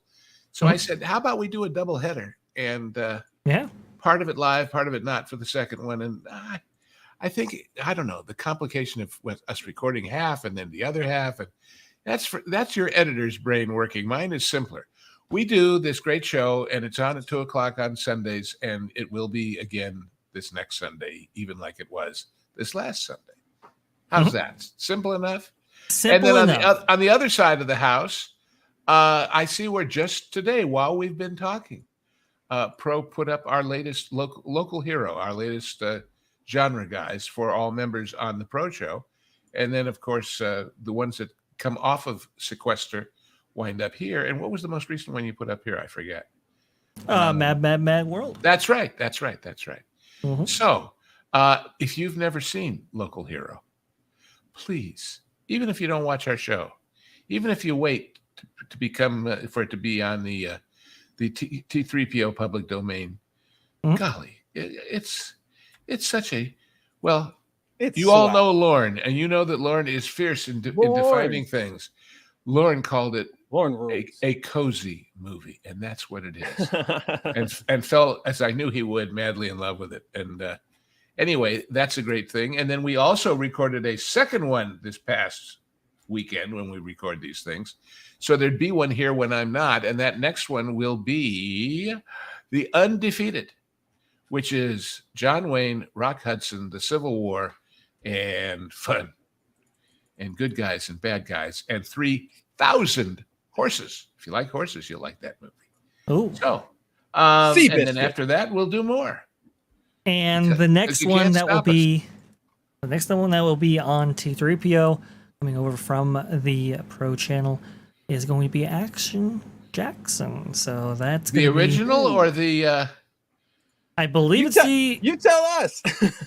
Yeah, I believe it's the original. I don't think it's the Bollywood version. Because just to explain to people who don't know this silly story, when we did Action Jackson out of tribute and respect to Carl Weathers when he passed, I went looking for stuff about it and found out that there's a Bollywood Action Jackson. And I watched it, and the version that I found had no subtitles. I watched it without knowledge of the language in Hindi, and it's so damn good. I insisted to the guys that we had to do it.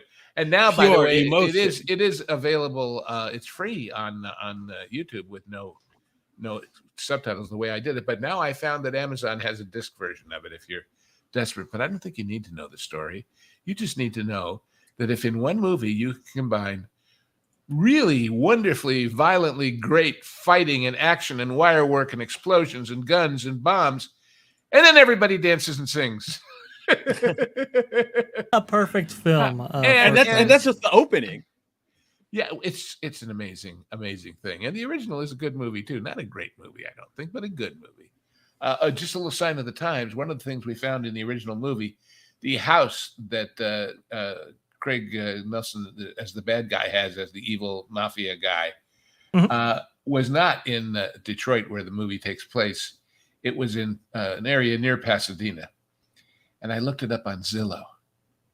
Now, I remember this whole movie cost, I don't know, $7-8 million. I don't remember. You can look it up. This house by itself that they rented for 4 days is worth twice that. That's why they rented it. Well, no, but they rented it 14 years ago or whenever the movie was made. I'm just saying in the intervening time. Oh, $7 million. Yes. It looks like. Yeah, something like that. Okay. Anyway, so that's all the things I've been doing, and I got a feeling that I just sent Pro a note about this video we watched together, and I said, "Would you please put together a show where the great Ron Coleman and I and you guys, whoever, can talk about this?" Because, wow, there's stuff. There's a lot of things that happen on this channel that other people react to differently, but Ron and I just kind of look at each other and nod and say, "Oh yeah, there we go again." And this is one of them. This is one of them. Anyway, I get you. Spencer, go ahead and tell the good people where they can find you, what you're doing.